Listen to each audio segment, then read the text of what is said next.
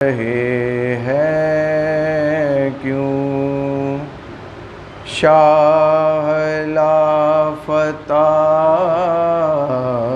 کے لیے بہت سے نام ہے مرتضیٰ کے لیے بہت سے نام ہے مرتضیٰ کے لیے نصیریوں نہ کہو حشر میں علی کو خدا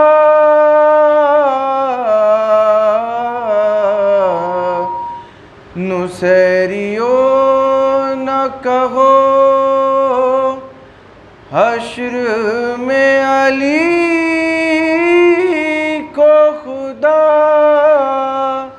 خدا کے سامنے تو چپ رہو خدا کے لیے نصیریوں نہ کہو حشر میں علی کو خدا خدا کے سامنے تو چپ رہو خدا کے لیے بہک رہے ہیں کیوں نعرہ صلوات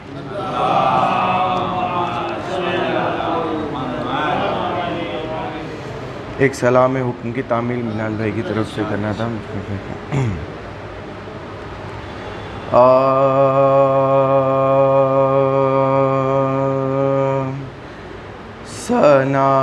ثنائے مرتضیٰ ہے اور میں ہوں ثنائے مرتضیٰ ہے اور میں ہوں یہی ایک مشغلہ ہے اور میں ہوں ثنائے مرتضیٰ ہے اسی راستے سے پہنچوں گا خدا تک علی کا نقش پا ہے اور میں ہوں علی کا نقش پا ہے اور میں ہوں فرشتوں کا قبر میں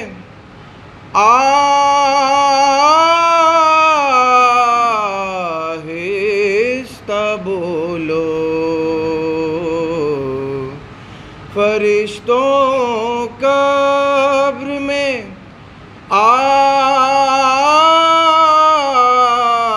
آہستہ بولو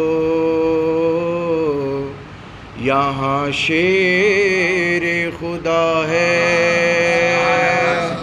اور میں ہوں یہاں شیر خدا ہے اور میں ہوں نبی کہتے تھے حیدر تمہارا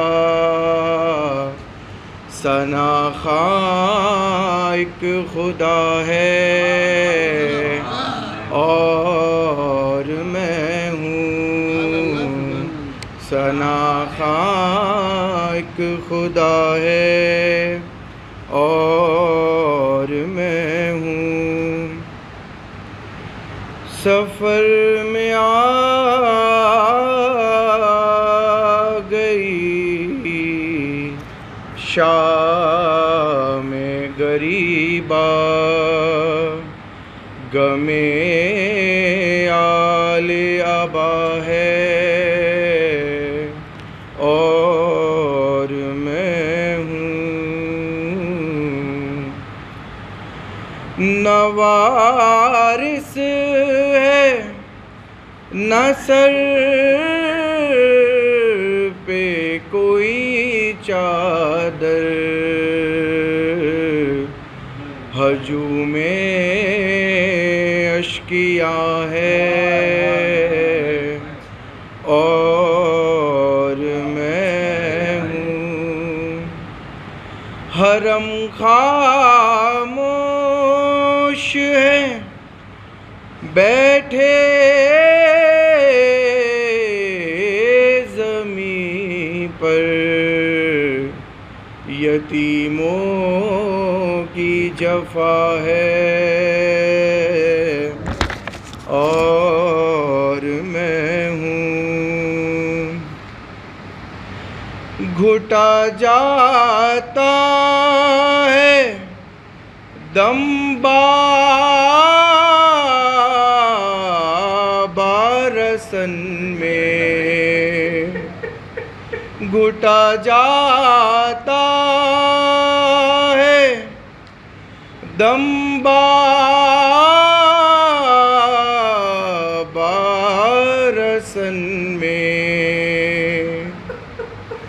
یہ ننھا سا گلا ہے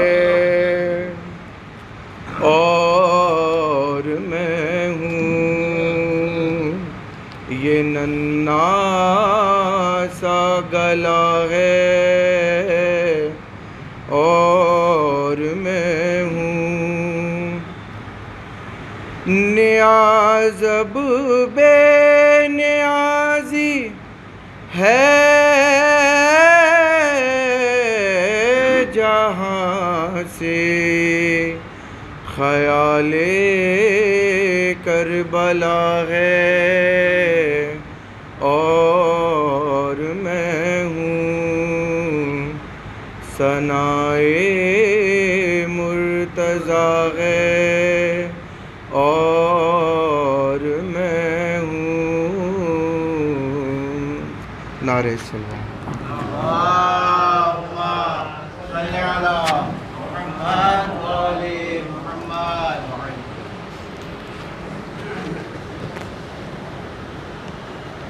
یہ تھے جناب عاطف صاحب جو بارگاہ مولا میں خراج عقیدت پیش کر رہے تھے۔ دیکھیں گے کہ اشک و ماتم تیرا سہارا ہے، منا بابا دیکھیں گے، اشک و ماتم تیرا سہارا ہے ورنہ عقبہ میں کیا ہمارا ہے۔ ہم اپنی ان پڑھی ہوئی نمازوں سے کہہ سکتے ہیں کہ ہمیں بخشائش مل سکتی ہے۔ اشک و ماتم تیرا سہارا ہے ورنہ عقبہ میں کیا ہمارا ہے، انو کے نیزے سے ہو گیا اعلان، کون جیتا ہے کون ہارا ہے۔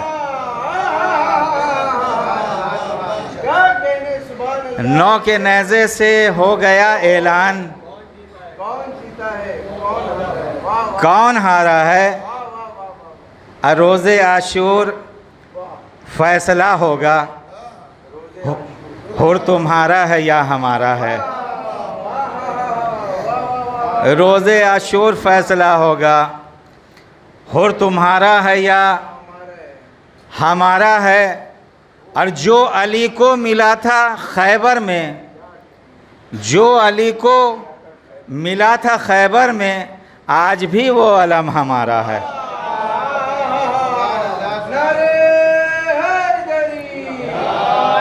جو علی کو ملا تھا خیبر میں آج بھی وہ علم ہمارا ہے. آئیے انہی مصروں کے ساتھ میں جناب منہال صاحب سے گزار ہوں کہ وہ آئیں اور بارگاہ مولا میں خراج عقیدت پیش کریں.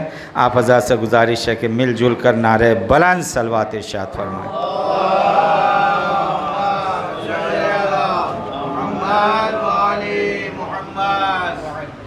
بسم اللہ الرحمن الرحیم.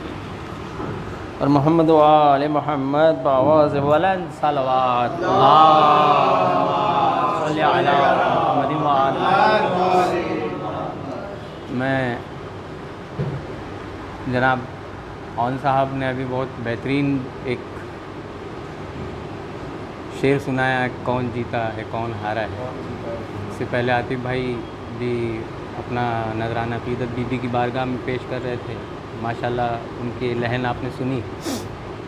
ایک مرتبہ ہم لوگ ایسے ہی بیٹھے ہوئے تھے محفل میں، انہوں نے اپنا ایک کلام پڑھا، اس میں انہوں نے ان کا مقطع کہا تو میں نے اس کو بدل دیا. مقطع ایسا تھا کہ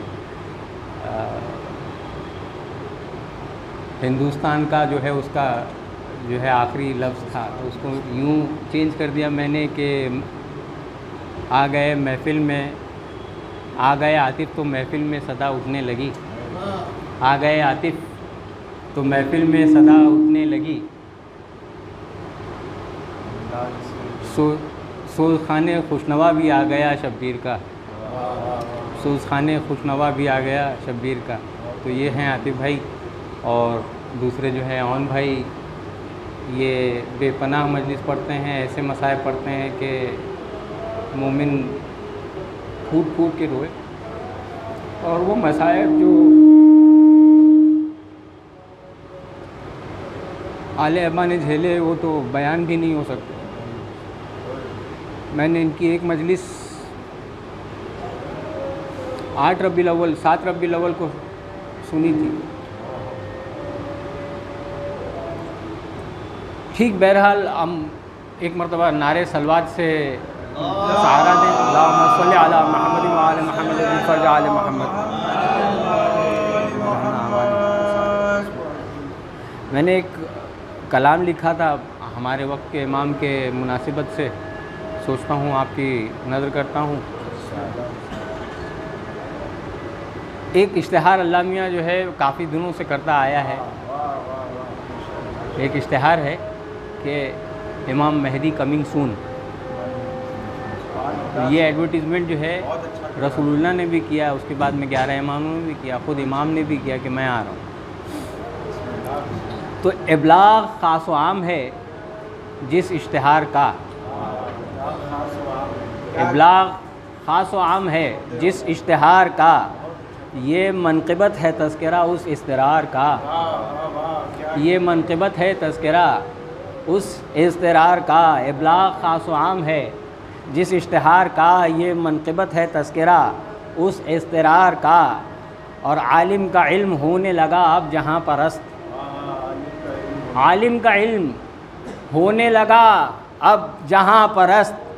اور مومنوں میں وصف نہیں دیندار کا، اور مومنوں میں وصف نہیں دیندار کا. ہر سمت ظالموں کی کمینوں کی سلطنت، ہر سمت ظالموں کی کمینوں کی سلطنت. اور پیشہ کاروبار ہے بس لوٹ مار کا، اور پیشہ کاروبار ہے صرف لوٹ مار کا. ہر سمت ظالموں کی کمینوں کی سلطنت، اور پیشہ کاروبار ہے بس لوٹ مار کا. یا رب میرے امام کی غیبت تمام کر، یا رب میرے امام کی غیبت تمام کر، کہ خاتمہ جہان سے ہو خلف شار کا، کہ خاتمہ جہان سے ہو خلف شار کا. کچھ یاد ہی نہیں کہ خطا حافظہ بھی ہے، کچھ یاد ہی نہیں کہ خطا حافظہ بھی ہے. جز آپ کے خیال نہیں دوستدار کا، جز آپ کے خیال نہیں دوستدار کا. یا صاحب الزمان مجھے ملنا ہے آپ سے، یا صاحب الزمان مجھے ملنا ہے آپ سے، آشفتہ پوچھتا ہوں پتہ کوئے یار کا، آشفتہ پوچھتا ہوں پتہ کوئے یار کا، یا صاحب الزمان مجھے ملنا ہے آپ سے، آشفتہ پوچھتا ہوں پتہ کوئے یار کا، سب جانتے ہیں آپ سے کچھ بھی چھپا نہیں، سب جانتے ہیں، سب جانتے ہیں آپ سے کچھ بھی چھپا نہیں، حال خراب مضطرب و دل فگار کا، حال خراب مضطرب و بے قرار کا۔ اور جو دعائے عہد میں ہم لوگ پڑھتے ہیں کہ اللہم ارنی الطلعۃ الرشیدہ والغرۃ الحمیدہ، اس کو یہاں باندھنے کی کوشش کی کہ وہ طلعت رشیدہ، وہ طلعت رشیدہ دکھا دیجئے مجھے، وہ طلعت رشیدہ دکھا دیجئے مجھے، رکھ لیجئے اعتماد میرے اعتبار کا، رکھ لیجئے اعتماد میرے اعتبار کا۔ اور یہ شعر بطور خاص ملاحظہ فرمائیں کہ بزم امام جام ولا اور خاکسار، بزم امام جام ولا اور خاکسار، کب ہوگا اختتام شب انتظار کا، کب ہوگا اختتام شب انتظار کا۔ اور منحال کو یوں اجر مودت نصیب ہو، منحال کو یوں اجر مودت نصیب ہو، زیر قدم مقام ہو اس جانثار کا، زیر قدم مقام ہو، منحال کو یوں اجر مودت نصیب ہو، منحال کو یوں اجر مودت نصیب ہو، زیر قدم مقام ہو اس جانثار کا۔ مولا قبول فرمائے یا اللہم صلی علی محمد و آل محمد۔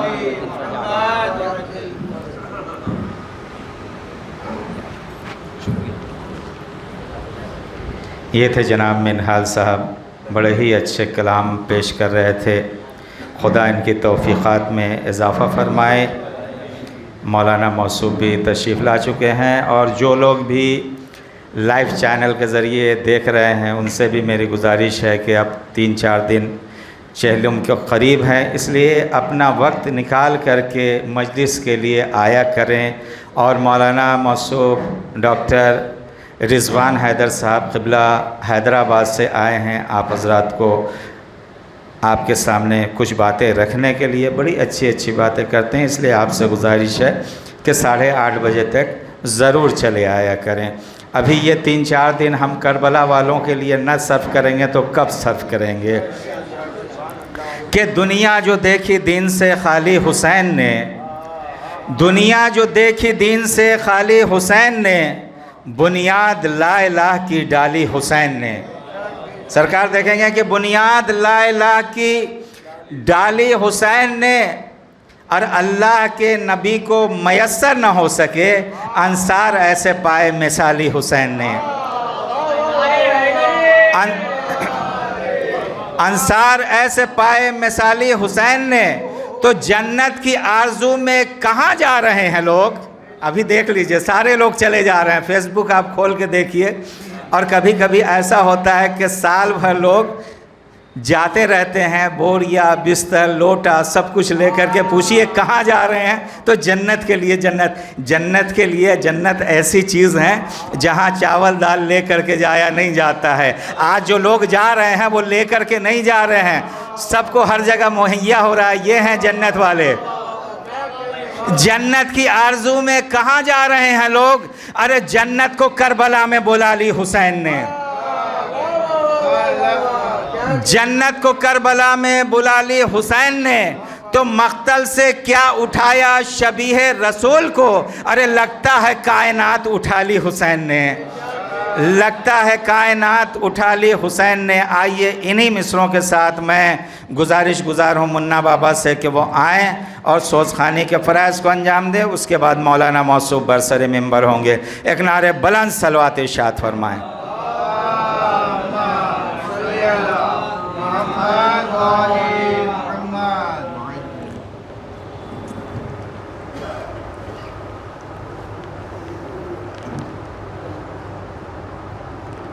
یہ لے لو بیٹا تو ہم جیسے پڑھیں ہمارے ترنم میں پڑھیں نہیں ہاں ٹھیک ہے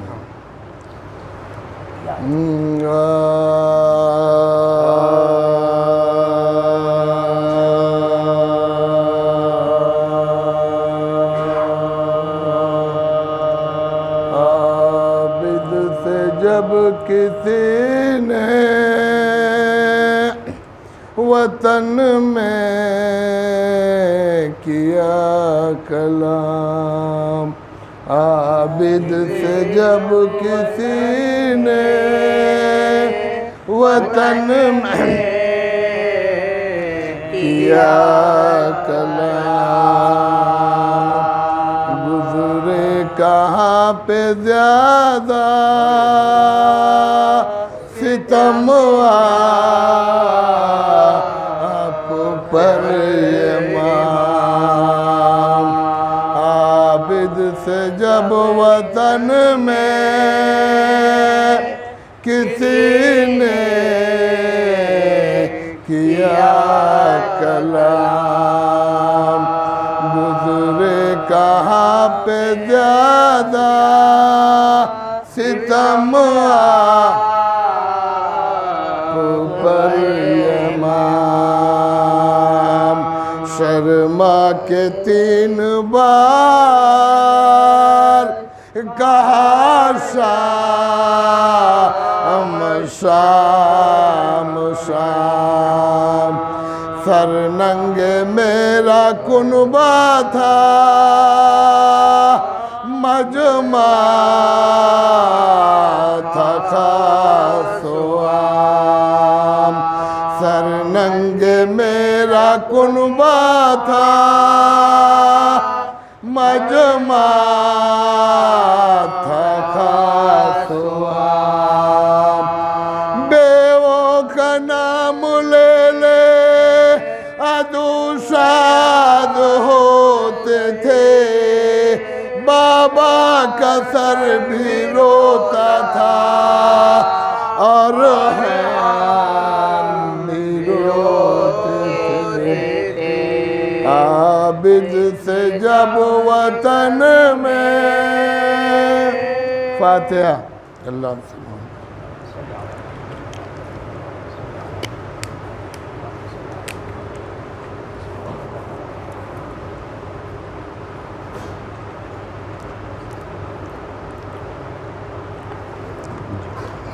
اچھے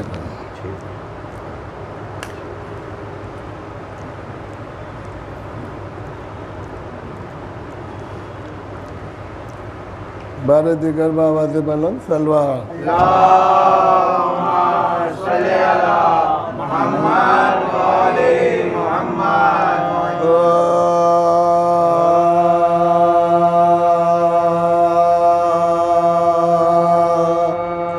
قید ستم سے چھٹ کے جو زینب وطن قید ستم سے چھٹ کے جو زینب وطن بولی لپٹ کے قبر سے بھیا بہن چلی قیدی لپٹ کے قبر سے بھیا بہن چلی کھو کے تمام کنبے کو یہ خاصہ تھا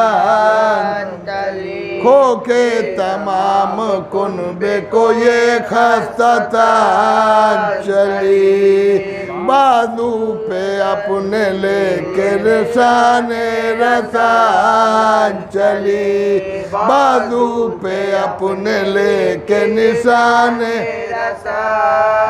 چلی قیدی بنا کے لے گئے دربار عام میں بھیا میں پھر کے آئی ہوں بازار شام میں بھیا میں پھر کے آئی ہوں بازار شام میں भैया बताऊं क्या तुम्हें जो कुछ हुए सितम, भैया बताऊं क्या तुम्हें जो कुछ हुए सितम, भैया तुम्हारे बाद सहे हमने रंजोगा, भैया तुम्हारे बाद सहे हमने रंजोगा, भैया तुम्हारे बाद सहे हमने रंजोगा।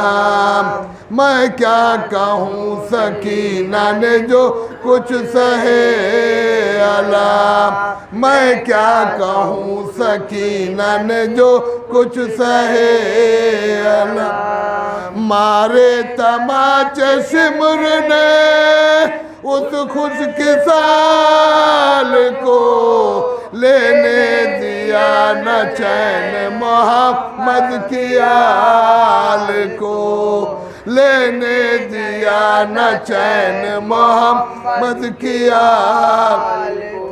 भैया वतन को जाती है ये गम के मुब्तला, भैया वतन को जाती है ये गम के मुब्तला, लीजिए सलाम आखिरिया शाह करबला, लीजिए सलाम आखिरिया शाह करबला।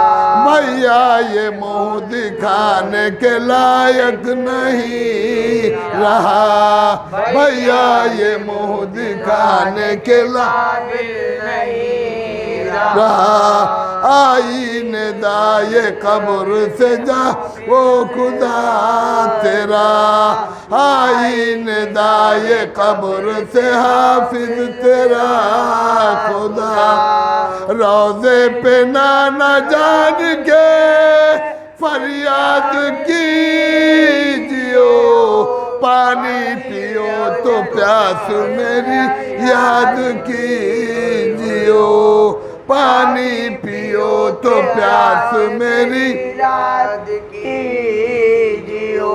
अलक़िस्सा महमिलों में हुई बीबिया सवार, अलक़िस्सा में हुई बीबिया सवार, आगे बशीर ऊँटों की पकड़े हुए मेहार, आगे बशीर ऊँटों की पकड़े हुए मेहार। नजदीक जब मदीने के पहुँचे ये सोगवार, नजदीक जब मदीने के पहुँचे सोगवार, ज़ैनब पुकारी रो के ये है कौन सा दयार, ज़ैनब पुकारी रो के ये है कौन सा दयार, आँखों से अश्क बहते हैं हालत अजीब है, सज्जाद ने कहा कि मदीना करीब है, सज्जाद ने कहा कि मदीना करीब है, कैद सितम से छूट के जो ज़ैनब वतन चली।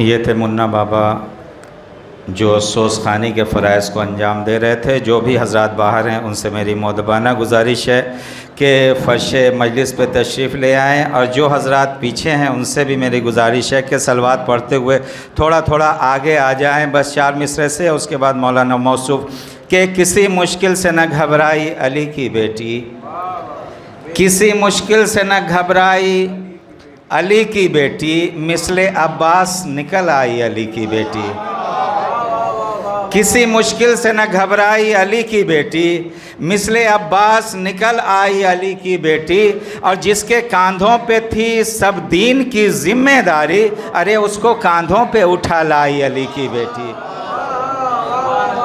جس کے کاندھوں پہ تھی سب دین کی ذمہ داری، اس کو کاندھوں پہ اٹھا لائی علی کی بیٹی۔ انہی مصروں کے ساتھ میں بڑے ہی ادب و احترام کے ساتھ گزارش گزار ہوں علی جناب مولانا سید رضوان حیدر صاحب قبلہ کی خدمت میں کہ وہ آئیں اور اپنے علم کی روشنی سے ہم سب کے اذہان عالیہ کو منور فرمائیں۔ آپ حضرات سے گزارش ہے کہ مولانا موصوف کا استقبال نعرے بلند صلوات سے کریں۔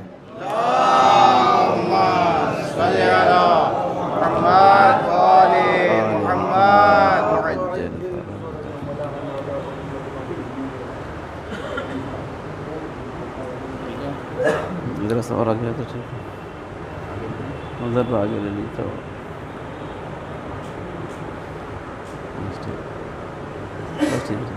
ٹھیک ہے۔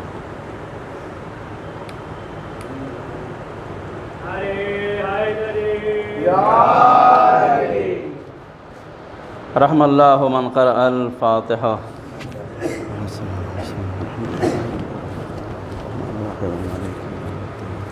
إياك نعبد وإياك نستعين اهدنا الصراط المستقيم صراط الذين أنعمت عليهم غير المغضوب عليهم ولا الضالين اللهم صل على محمد وآل محمد وعجل فرجهم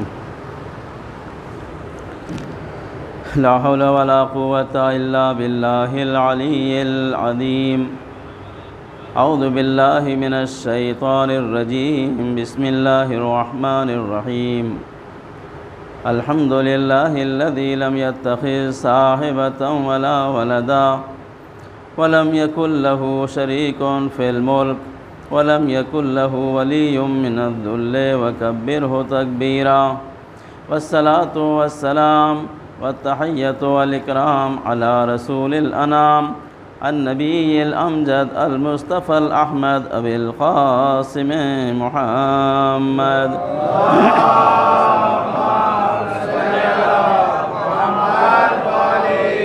وعلى أهل بيته الطيبين الطاهرين المعصومين المظلومين ولعنة الدائمة الباقية على أعدائهم أجمعين من ليلنا هذا إلى يوم الدين أما بعد فقد قال الله سبحانه تبارك وتعالى في كتابه المبين وهو أصدق القائلين وقوله الحق بسم الله الرحمن الرحيم يا أيها الناس إنا خلقناكم من ذكر وأنثى وجعلناكم شعوبا وقبائل لتعارفوا إن أكرمكم عند الله أتقاكم إن الله عليم خبير بآواز بلند صلوات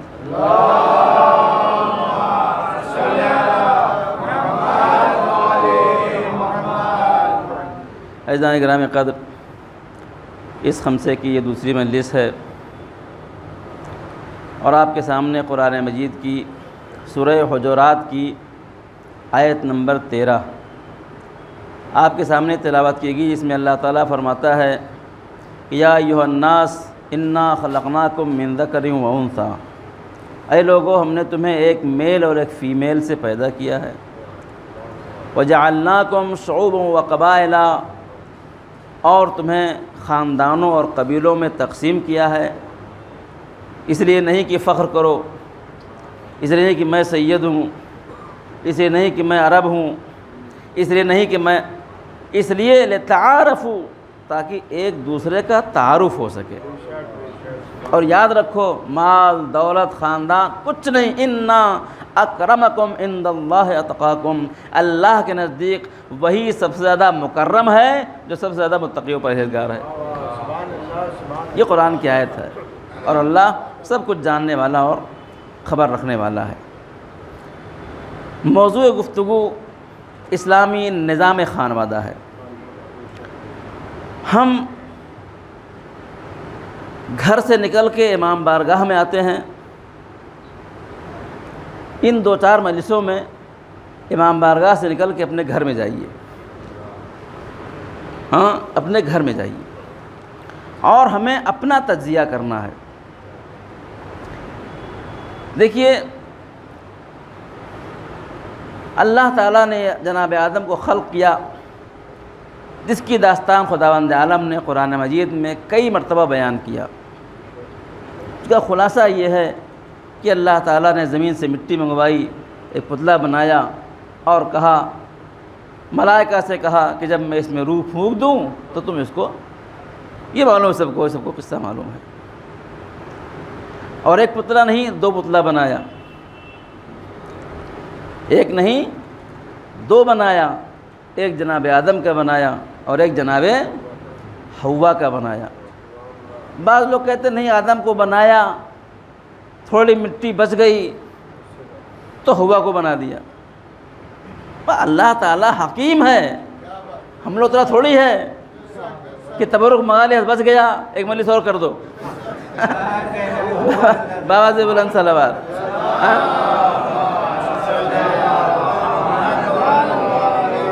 خدا حکیم ہے، عالم ہے۔ اللہ کو یہ کہے کہ مٹی بچ گئی تھی بنا دیا، نہیں، اللہ کا ایک پلان ہے، ایک سسٹم ہے، اس کی ایک حکمت ہے۔ اللہ نے آدم کو بنایا اور اللہ نے حوا کو بنایا، ایک پلان کے تحت بنایا۔ وہ کہتے ہیں عورت کو اللہ تعالیٰ نے پسلی کی ہڈی سے بنایا ہے، یہ اور بات ہے کہ سیدھی کرنے کی کوشش نہ کریے گا، لیکن بنایا کہاں سے؟ خدا حکیم ہے، جو خدا آدم بنا سکتا ہے وہی خدا حوا بنا سکتا ہے، بنایا اس نے۔ اور انٹرسٹنگ ہے یہاں کے اوپر کہانی، آدم کو بنایا، روح کو پھونکا اور جناب آدم ایک انسان کی شکل میں انہوں نے آنکھیں کھولی۔ اب قرآن مجید میں جناب آدم کے پتلے میں روح پھونکنے کا قصہ تو ہے، جناب حوا کے پتلے میں روح پھونکنے کا قصہ نہیں ہے، ٹھیک، یہ بات بہت انٹرسٹنگ ہے، لیکن بغیر اللہ کے حکم سے اس میں بھی جان نہیں پڑی۔ پوری دنیا میں جب انسان اللہ کا حکم ہوتا ہے، امر الہی آتا ہے تو جان پڑتی ہے۔ اسی لیے سورہ بنی اسرائیل میں اللہ تعالیٰ نے فرمایا وَيَسْأَلُونَكَ عَنِ الرُّوحِ، اے میرے پیغمبر لوگ آپ سے روح کے بارے پوچھیں گے کہ روح کیا ہے؟ قُلِ الرُّوحُ مِنْ أَمْرِ رَبِّي، روح میرے رب کا امر ہے، جب اللہ کہتا ہے کن تو ہو جاتا ہے، یہ امر الہی ہے۔ ہم اپنے جسموں کے اندر امر الہی لے کے گھوم رہے ہیں جس کی ہم کو اطلاع نہیں ہے، امر الہی لے کے گھوم رہے بھائی۔ ہو گیا، جناب آدم آگے پیچھے دیکھا، وہ دیکھا بازو میں ایک کوئی اور بیٹھا ہوا ہے۔ روایت میں لکھا ہے کہ آدم نے ہاتھ بڑھایا، آواز قدرت آئی آدم، اب یہ پرمیشن نہیں ہے۔ نظام الہی جو ہسٹری لکھنے والے ہیں، جو سماجی علوم کے ماہر ہیں، وہ بہت سی باتیں لکھتے ہیں، لیکن ابھی آپ جائیے، میں جب ایم فل کر رہا تھا تو میں گیا ایک جگہ آرکیولوجیکل ڈپارٹمنٹ میں، وہاں ایک بڑی تصویر انہوں نے لگا رکھی تھی بہت سے بندروں کی، ایک بندر 4 پیر پہ، اگلا بندر 2 پیر پہ، اس کے بعد والا بندر بغیر دم کا، پھر اس کے بعد والا آدمی۔ یہ پرانے زمانے کی تھیوری تھی کہ ہمارے پوروج کیا تھے؟ بندر تھے، پہلے 4 پیروں پہ چلتے تھے، پھر چلتے تھے 2 پیروں پہ آ گئے ہیں، پھر اس کے بعد دم ختم ہو گئی، پھر اس کے بعد کیا ہوا؟ پھر آدمی ہو گئے۔ لیکن اے عزیز، قرآن نے 14 سال پہلے کہہ دیا کہ ہم نے انسان کو اپنے ہاتھوں سے بنایا ہے، اور آج کی سائنس نے ثابت کر دیا کہ بندر کا ڈی این اے اور ہے، انسان کا ڈی این اے اور ہے۔ اگر صرف یہی گفتگو ہو کہ قرآن پڑھ کے کتنے لوگ مسلمان ہو گئے، یہ اور بات ہے کہ ہم صحیح مسلمان نہیں ہو پا رہے ہیں۔ میں سے آپ کو ہیڈنگ سناؤں، صرف ہیڈنگ، فرعون کی متعلق آیتیں پڑھ کے لوگ مسلمان ہو گئے، اس لیے کہ لوگوں کا لکھا یہ ہے کہ وہ فرعون جو ہے وہ اپنی موت مرا اور کیا ہوا، لیکن قرآن کیا کہتا ہے؟ وَأَغْرَقْنَاهُ، ہم نے اس کو غرق کر دیا دریائے نیل میں۔ ایک سائنٹسٹ تھا، اس نے قرآن پڑھا، کہا قرآن لکھا تو کچھ نہ کچھ ہوگا ضرور۔ آپ کو پتہ ہے کہ فرعون کی ممی جو ہے وہ لندن میں میوزیم میں رکھی ہوئی ہے، اور اس کے اوپر ہر سال گوشت جو ہے وہ چڑھتا ہے، چوہے کچھ پالے گئے چھوڑے جاتے ہیں اس کے اوپر، وہ چوہے اس گوشت کو کھاتے ہیں اور پھر وہ مینٹین ہوتا ہے۔ اب میں کیا بتاؤں، بات کہیں چلی جائے گی۔ میری موضوع سے الگ ہے، لیکن میں بتا دوں آپ کو اللہ تعالیٰ کے ہاں ایمان کی قیمت کیا ہے۔ اللہ تعالیٰ کے ہاں ایمان کی اگر کوئی سچائی سے ایمان لے آئے تو اللہ اس کو بڑا مرتبہ عطا فرماتا ہے۔ ٹھیک، فرعون، آپ نے کبھی کسی ڈوبتے دیکھا ہوا ہے؟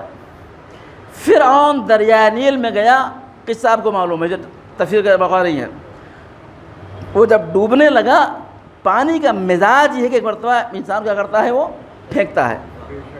وہ ڈوبا اور پھر اس نے پانی نے کیا کیا، فرعون کو باہر پھینکا، اور پھر اندر گیا۔ یہ باہر گیا اور اندر گیا، اتنی دیر میں، یہ کتنے سیکنڈ ہو گئے مجھے نہیں معلوم، اتنے میں اس نے کیا کہا، آمنت باللہ موسیٰ و ہارون، میں موسیٰ و ہارون کے رب پر ایمان لاتا ہوں، آمنت برب ہارون موسیٰ۔ بھئی اتنے پانی سے نکلنے میں اور ڈوبنے کے درمیان اس نے کیا کہا، آمنت برب موسیٰ و ہارون، میں ہارون اور موسیٰ کے رب پر ایمان لاتا ہوں، ڈوب گیا، مر گیا۔ ان شاید 4-5 سیکنڈ کے ایمان کو اللہ تعالیٰ نے اتنی قیمت دی، کہا اے فرعون میں تجھے ایسی نشانی بناؤں گا تاکہ تیرے بعد والوں کے لیے تو درس عبرت بن جائے۔ اگر 5 سیکنڈ انسان صحیح طریقے سے ایمان لائے تو اللہ اس کو نشانی بنا دیتا ہے کہ نہیں ہے؟ اب اس نے ریسرچ کرنا شروع، بات کسی کو اور چلی جائے گی، میں سے بیٹھیں گے۔ کیا ہوا، اس نے ریسرچ کرنا شروع کیا، وہ گیا لندن، اس نے سیمپل لیا اور جب اس کو ٹیسٹ کیا تو اس کے جسم پر نمک کے کرسٹلز پائے گئے، اور اس نے نیچے لکھا کہ قرآن جو کہتا ہے کہ فرعون کو ہم نے غرق کیا تھا یہ صحیح بات ہے، اس لیے کہ دریائے نیل کے نمک کے کرسٹل اس کے اندر آج بھی پائے جاتے، اور وہ مسلمان ہو گیا۔ آپ تعجب کریں گے، ہم قرآن نہیں پڑھتے ہیں۔ ایک شخص نے مسلمانوں کی کتاب پڑھی، قرآن پڑھا، اس میں لکھا تھا کہ جب عورت کا طلاق ہو جائے تو اس کو 3 مہینے 10 دن عدت میں رہنا، یعنی وہ شادی نہیں کر سکتی۔ یہی کا قصہ ہے بھائی۔ اب اس نے ریسرچ، چونکہ ڈاکٹر تھا، میڈیکل سائنس میں اس نے ریسرچ کرنا شروع کیا، اور لکھا ہے کہ جب اس کی ریسرچ مکمل ہوئی تو اس نے ہیڈنگ لگائی کہ جو نظام خانوادہ اسلام کے اندر ہے وہ دنیا کے کسی مذہب میں نہیں ہے، اور اسلام نے اتنی خانوادی احتیاط رکھی ہے کہ 3 مہینہ 10 دن بعد شادی کرو تاکہ نسل کے اختلاط کی کوئی صورت باقی نہ رہے۔ اللہ اکبر، مسلمان ہو گیا۔ وہ قرآن پڑھ رہے ہیں، مسلمان ہو رہے ہیں، ہم قرآن رکھ رہے ہیں، پڑھ نہیں رہے ہیں اور ایمان نہیں لائے، مسئلہ ہے۔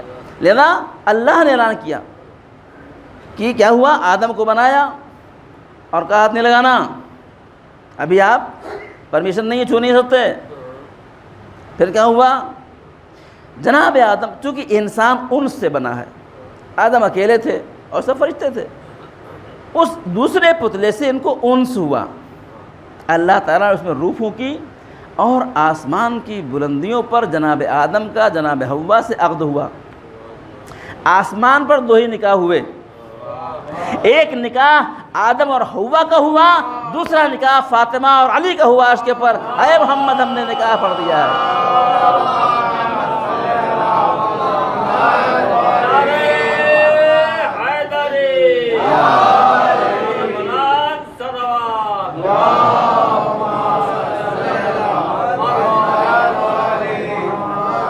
دیکھو چونکہ مجلس سے کم ہے، بیچ میں 40 بھی ہے، لہذا ابراز جو کہتے ہیں 40 کیسے میں آپ خمسے میں آپ کیسی باتیں کر رہے ہیں، لیکن کم ٹائم میں ہم کو آپ تک پوری بات پہنچانی ہے۔ تو ایک فیملی، سب سے پہلی بات فیملی کیسے تشکیل پاتی ہے؟ فیملی ہمیشہ نکاح کے ذریعے تشکیل پاتی ہے۔ آدم و حوا کا نکاح ہوا تو ایک فیملی بنی، ٹھیک۔ اب اس کے بعد طریقہ یہی ہے کہ اولاد آدم کا جب نکاح ہوگا تو فیملی بنے گی۔ ہم انہی حقائق کو سمجھیں۔ پھر جناب آدم حوا کو زمین پہ بھیجا گیا اور وہ لوگ یہاں کے اوپر آئے، اور اب یہاں پہ بہت سی روایتیں کہ انسانی قافلہ کیسے آگے بڑھا۔ بعض روایتوں میں یہ ہے کہ جناب حوا کے ہاں، السلام علیکم، بابا جو بلند صلوات،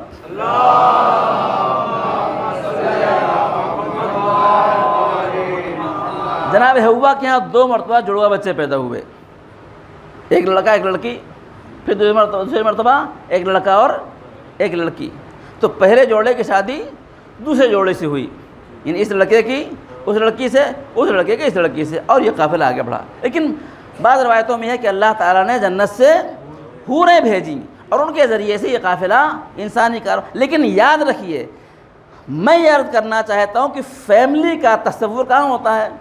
فیملی کا تصور اس وقت ہوتا ہے کہ جب ایک مرد اور ایک عورت کسی نکاح میں بنتے ہیں، تب یہ فیملی تیار ہوتی ہے۔ میری باتیں آپ غور سے سنیے اور اپنی خواتین تک باتوں کو پہنچائیے، جو میری باتیں سن رہے ہیں سوشل میڈیا کے ذریعے سے، وہ سنیں کہ فیملی کا مطلب کیا ہے۔ میاں بیوی اور بچے یہ ایک فیملی ہیں، یہ ایک یونٹ ہوتے ہیں، ٹھیک؟ پوری توجہ۔ آج ہمارے پاس جو نظام خانوادہ ہے بڑا خطرناک ہے۔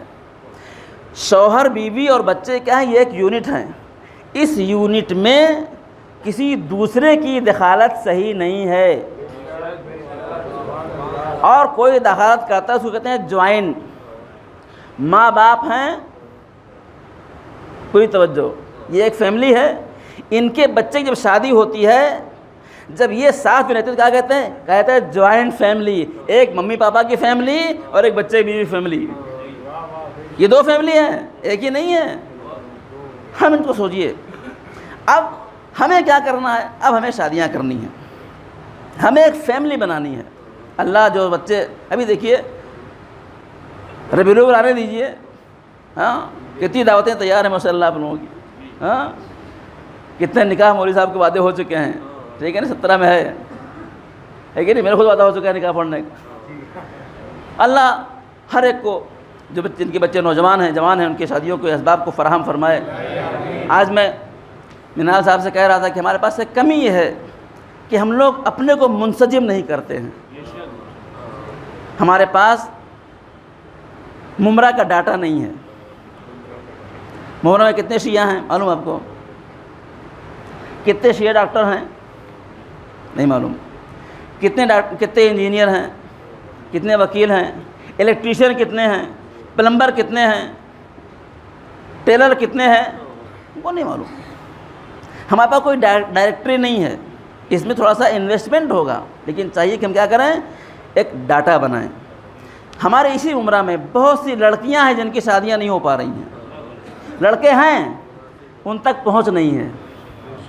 کتنے لڑکے ان کی شادیاں نہیں ہو رہی، لڑکیاں ہیں لیکن پہنچ، چونکہ ہم اس سسٹم سے خارج ہیں۔ ہمارے پاس ڈاٹا ہوتا، معلومات ہوتی۔ یہ تو مجلس حسین کا فیض ہے کہ جو لوگ آج جمع ہو جاتے ہیں، ایک دوسرے سے ملاقات ہو جاتی ہے، ہاں نہ ہمارے پاس ڈاٹا ہونا چاہیے۔ یہ سسٹم ہے۔ آج دنیا کہاں سے کہاں پہنچ گئی، ڈاٹا بیس سے پوری دنیا چل رہی ہے، ہمارے پاس کوئی ڈاٹا۔ کتنے مولوی ہیں، کیا سمجھے آپ؟ معلوم چلے کتنے مولوی ہیں، کتنے امامے والے ہیں، کتنے ٹوپی والے ہیں، کتنے اوریجنل ہیں، کتنے ڈپلیکیٹ ہیں، مسئلہ ہے۔ ہمارے پاس مولویوں کی قسمیں ہیں، معاف کیجیے مولوی صاحب، سیلف میڈ مولوی۔ تھوڑا سا مسائل پڑھنا شروع کیا، رومال ڈال لیا گلے میں اور قبلہ ہو گئے، ہیں؟ صحیح بات ہے۔ میں اب بات آگے تو میں اس کو دوں، بہت اہم بات کر رہا ہوں۔ سیلف میڈ مولوی کہ جو خود بخود مولوی بن جاتے ہیں۔ کچھ لوگ وہ ہیں کہ جو پارٹ ٹائم مولوی ہیں، جاب کرتے تھے، ریٹائر ہو گئے، مولوی ہو گئے۔ یہ مظلومیت ہماری ہے۔ کچھ لوگ وہ ہیں جو وہاں گئے، 2-4-6 مہینہ رہے، سال بھر رہے، مولوی ہو گئے۔ کچھ وہ ہیں۔ اب یاد رکھیے، میں ایک بات صرف کہنا چاہتا ہوں کہ آج ہمارے پاس بہت سے لوگ یہ بات سن کے خوش ہوتے ہیں کہ جب ہمیں زمانہ آئیں گے تو مولوی کاٹے جائیں گے۔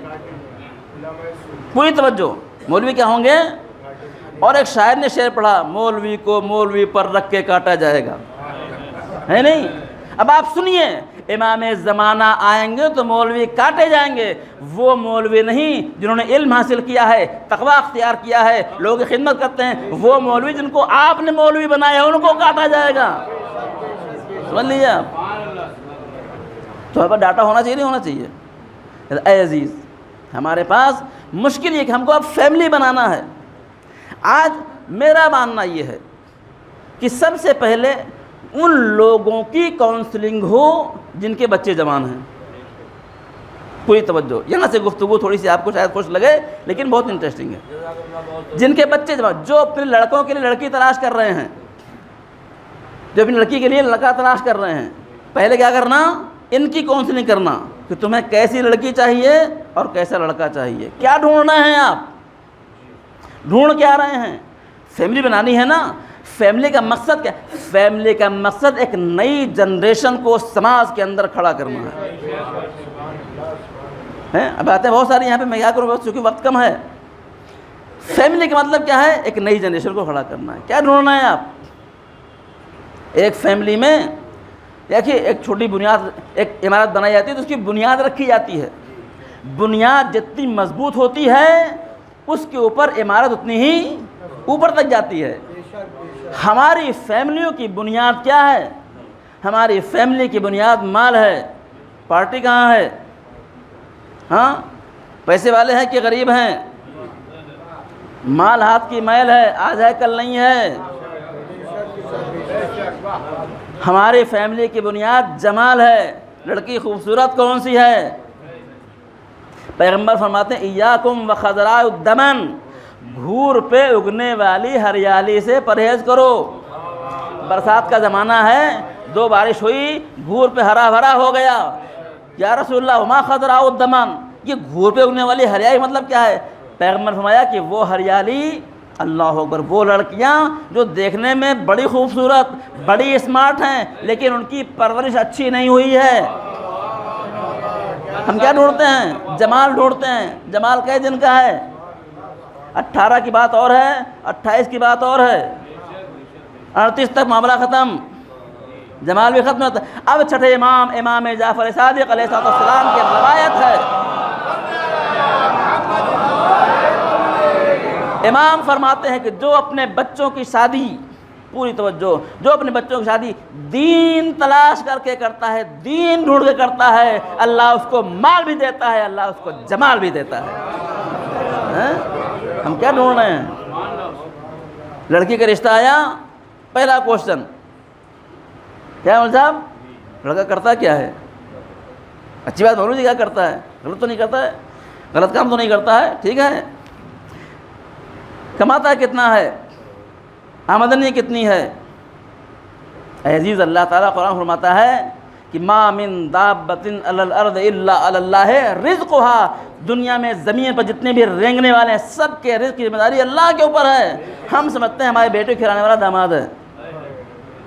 یہ مشکل ہے. اگر کچھ آمدنی کم ہو, ایک لڑکا متقی پرہیزگار ہو, نماز سب کا پابند ہو, 10-15 ہزار کماتا ہے, اور کسی کے چلا جائے رشتہ لے کے, شکل دیکھی ہے گھر میں کھانے کو نہیں, رشتہ لے کے چلے جائے.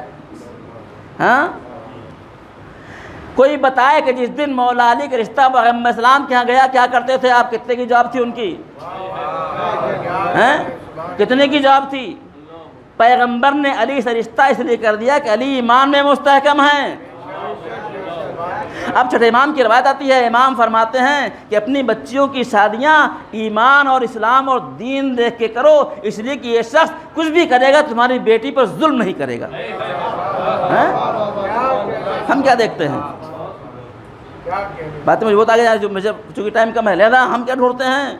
لڑکا کرتا کیا ہے, کتنا کماتا ہے, لڑکی کیا کرتی ہے, ٹھیک, لڑکی کیسی ہے, خوبصورت چاہیے, پڑھی لکھی چاہیے, باتیں بہت ساری ہیں, اور کہیں چاہیے صوم و صلات کی پابند چاہیے. میں ایسے لوگوں کو جانتا ہوں کہ جو ایسی لڑکی ڈھونڈ رہے ہیں کہ جو روزے نماز کی پابند ہے, اپنا لڑکا 2 سجدہ نہیں کرتا, اپنا لڑکا بھائی جس کی لڑکی نمازی ہوگی اس کو لڑکا بھی نمازی چاہیے. قرآن کیا کہتا ہے؟ الطیبون للطیبات والخبیثون للخبیثات, جو لوگ طیب ہیں ان کے لیے طیب دو. اللہ اکبر, جو نیک ہیں ان کے لیے نیک لڑکیاں رکھو.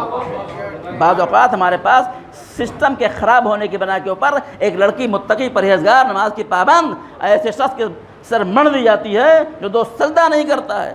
میں ایسی عورتوں کو جانتا ہوں, چونکہ میری کلاس 20 سال سے عورتوں میں ہو رہی, آ کے عورتیں روتی, مولانا میرے شوہر سے کو نماز پڑھی کریں, نماز پڑھنے کو تکلیف ہوتی ہے, نماز نہیں پڑھتے ہیں.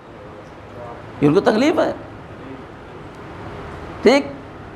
اب اس کے بعد کیا باتیں بہت ساری ہیں, ڈیل ہوتی ہے, ڈھونڈتے ہیں.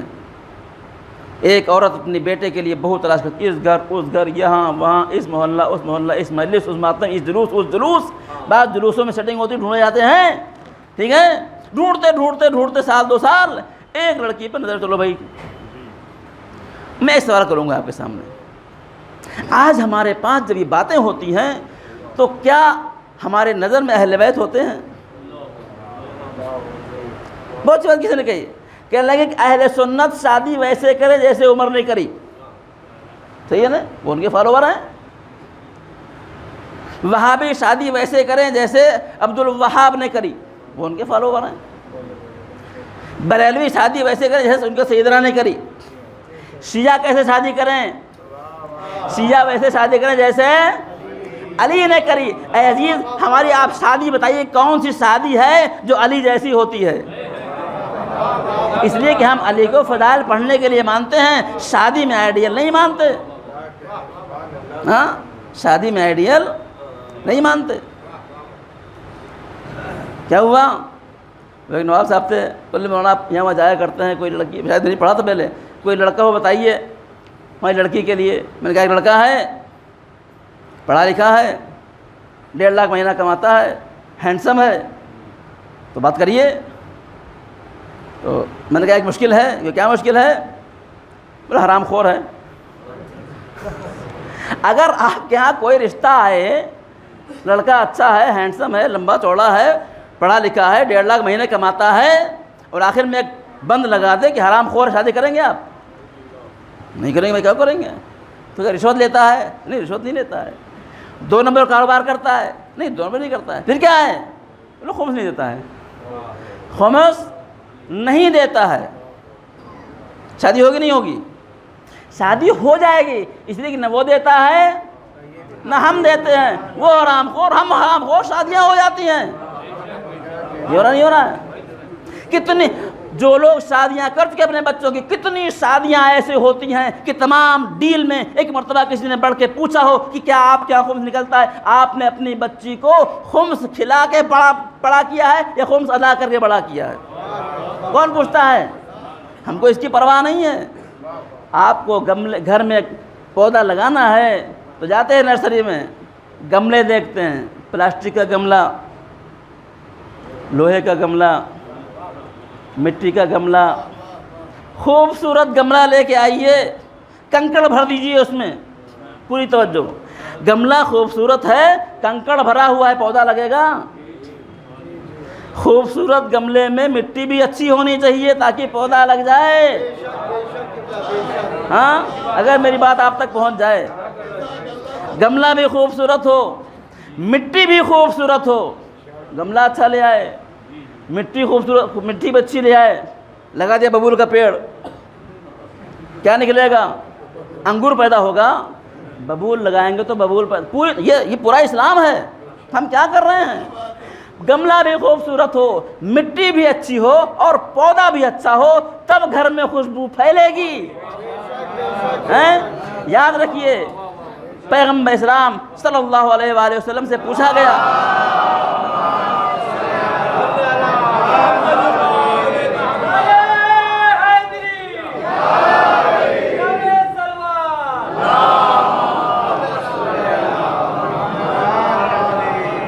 یا رسول اللہ بچے کی تربیت کب سے کی جائے, کب سے کرنا ہمارے یہاں؟ اسلام میں بچے کی تربیت کب سے ہے؟ پیغمبر نے فرمایا کہ بچے کی تربیت جب وہ ماں کے شکم میں ہو تب سے کرو. یا رسول اللہ وہاں تربیت کیسے ہوگی؟ فرمایا اپنی عورتوں کو حلال کھلاؤ تاکہ ان کی غذا حلال ہو, جب وہ بچے پیدا ہوں ان کی تربیت اچھی ہو سکے. ہماری پرابلم یہ ہے کہ ہم کیا کرتے ہیں, نیم لگا کے آم توڑنے کی کوشش کرتے ہیں. بابا سے بلند صلوات.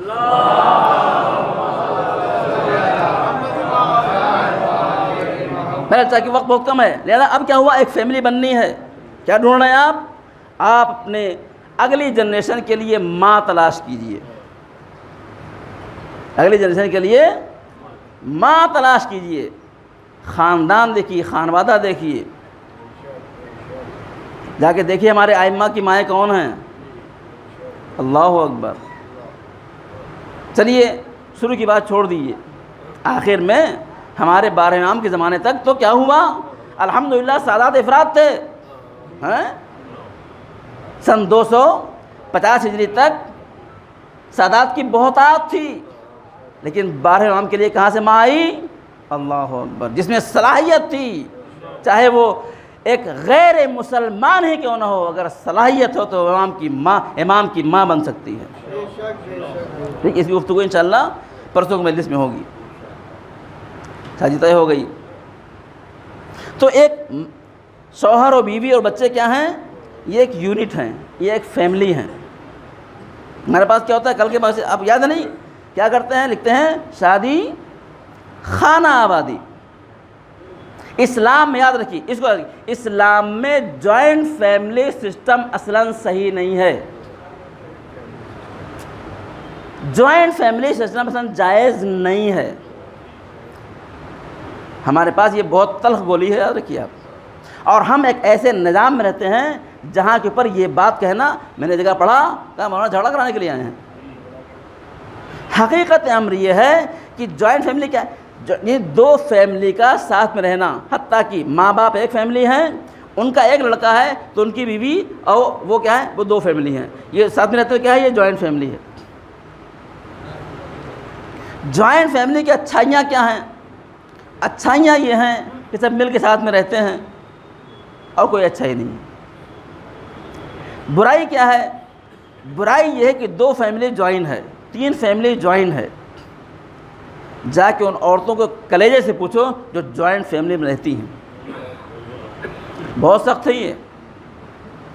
آپ توجہ کیجئے، ایک شخص سے اس کے مثلاً 4 بچے 5 بچے، یہ 5 لڑکے پانچوں برابر نہیں ہیں. سب کا مزاج الگ، تعلیم الگ، انکم الگ، خرچ کرنے کا سلیقہ الگ. ٹھیک، یہ 5 کا سسٹم الگ ہے.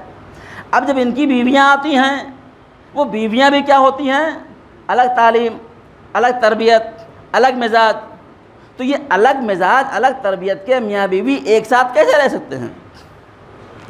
اور جو مسائل ہیں، جو مصائب ہیں جوائنٹ فیملی کے، وہ ہر گھر میں ہیں. آج ہمارے پوری کمیونٹی جوائنٹ فیملی سے مصیبت میں ہے، پریشانی میں ہے، لیکن کوئی اس کا حل نکالنے کی کوشش نہیں کر رہا ہے. اسلام کیا کہتا ہے؟ اسلام کہتا ہے شادی خانہ آبادی. بچے کی شادی کرو، اپنے گھر لے کے جاؤ، اپنے گھر لے کے جاؤ، اپنا گھر آباد کرو. ہمارے پاس کیا ہوتا ہے؟ شادی کمرہ آبادی. لے کے آتے ہیں، کمرہ دے دیتے ہیں. اتنے مسائل ہیں اس کے. کمرہ آبادی نہیں، خانہ آبادی ہونی چاہیے. کیوں؟ اس لیے کہ یہ گھر جو ہے، اس گھر میں ایک رانی پہلے سے موجود ہے.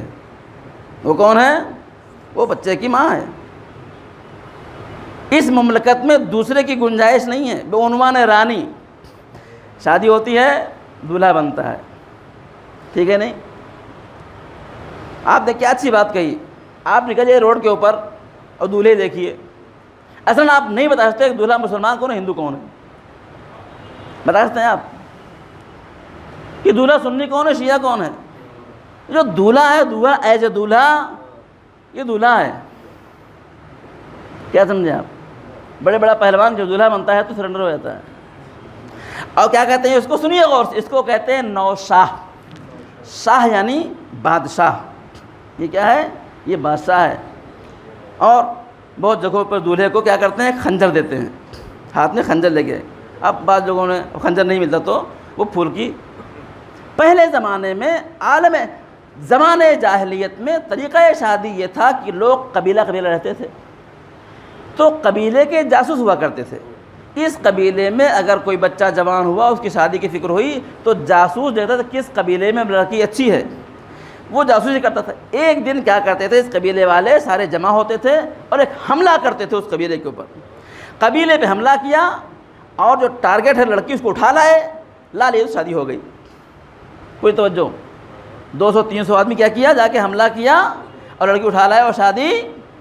آج بھی سیم سسٹم ہے، تھوڑا اسٹینڈرڈ ہو گیا ہے بس. آج بھی ہم کیا کرتے ہیں، 200-300 آدمی جاتے ہیں دولہے کو ساتھ میں، کیا کرتے ہیں، بس دیکھ پہ حملہ کرتے ہیں، کھانے پہ حملہ کرتے ہیں اور کھا کے لڑکی لے کے چلے جاتے ہیں. یہ تو تھا نہیں. اگر آپ سے کہا جائے کہ اسلام میں بارات کا کوئی کانسیپٹ نہیں ہے، آپ مانیں گے؟ اصل ہمارے ہاں شادی بغیر بارات کے تصور ہی نہیں ہے. کوئی بتائے مولا علی کی بارات کتنی گئی تھی؟ رسول اللہ کتنے باراتی تھے؟ بہت میرا. جب ڈیل ہوتی ہے نا تو لڑکے والے کہتے ہیں لڑکی والوں سے کچھ لینا دینا نہیں ہے، بس ہمارے جو مہمان آئیں گے ان کی آپ اچھی خاطر کر دیجئے گا. اس سے بڑی بے غیرتی اور کیا ہوگی؟ مہمان تمہارے خاطر وہ کریں. اس سے بڑی یہ کون سا دین ہے؟ یہ کون سا اسلام ہے بھائی؟ یہ کون سا اسلام ہے؟ یہ اسلام نہیں ہے. اگر آپ شادیوں سے اس بارات کو مائنس کر دیجئے لڑکی والے 50% نیچے آ جائیں گے. لیکن اللہ بچائے باراتیوں سے. سب سے خطرناک جانور کون ہے؟ اپنے گھر میں چارپائی نصیب نہیں ہے، جب بارات جاتے تو ان کو اے سی چاہیے. میں نے دیکھا ہے بعض جگہوں کے اوپر بارات کے لیے کپڑا پریس کرنے والے کا انتظام ہے، جوتا پالش کرنے والے کا انتظام ہے. اور کیا نخرے ہیں؟ یہ کون سا دین ہے؟ یہ کون سے مسلمان ہیں صاحب؟ یہ کون سے علی والے ہیں؟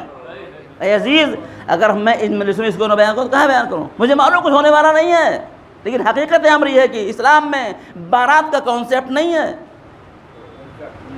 بس جو ہمارے مہمان آئیں گے ان کی آپ کیا کریے گا، تھوڑی اچھی اپنے ہاں ولیمہ ہوتا ہے. دیکھیے اگر پکے مسلمان ہو، پیغمبر اسلام کا ولیمہ جناب ابو طالب نے 3 دن کیا تھا، یہاں 1 دن میں دم نکل جاتا ہے. اگر پکے مسلمان ہو اپنے بچے کا 3 دن ولیمہ کرو، سب کو بلاؤ، کھلاؤ، جتنا چاہتے ہو کھلانا چاہتے ہو کھلاؤ.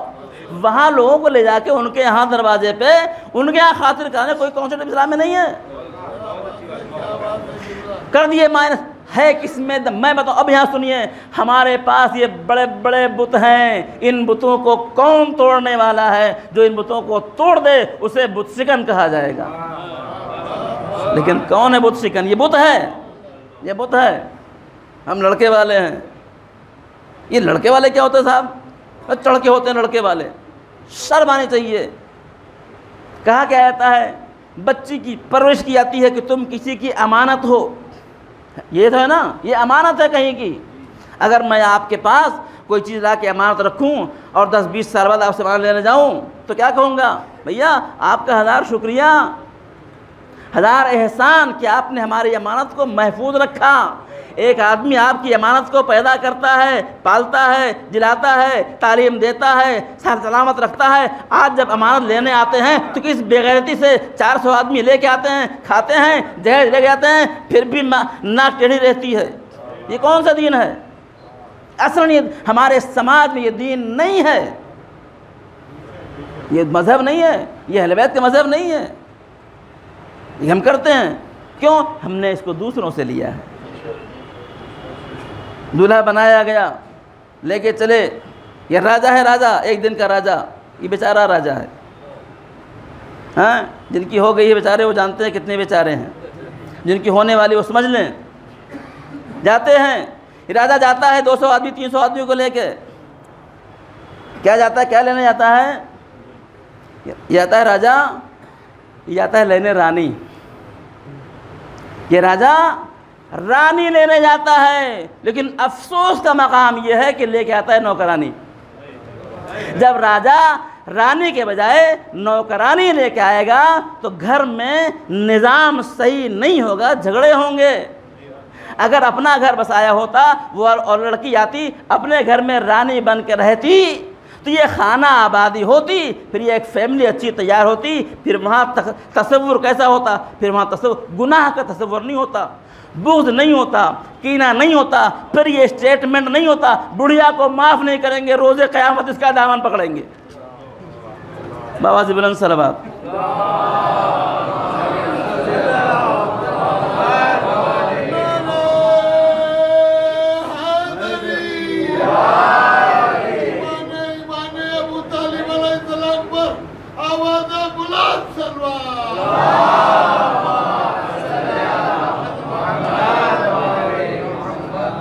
آپ جا کے دیکھیے کتنے اسٹیٹمنٹ ہیں کہ بڑھیا کو معاف نہیں کریں گے.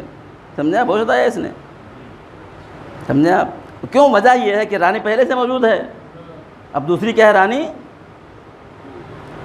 تو یہ راجا جاتا ہے رانی لے کے نہیں آتا, نوکائیں لے کے آتا ہے اور ساتھ میں جہیز کو بے عنوان مال غنیمت لے آتا ہے.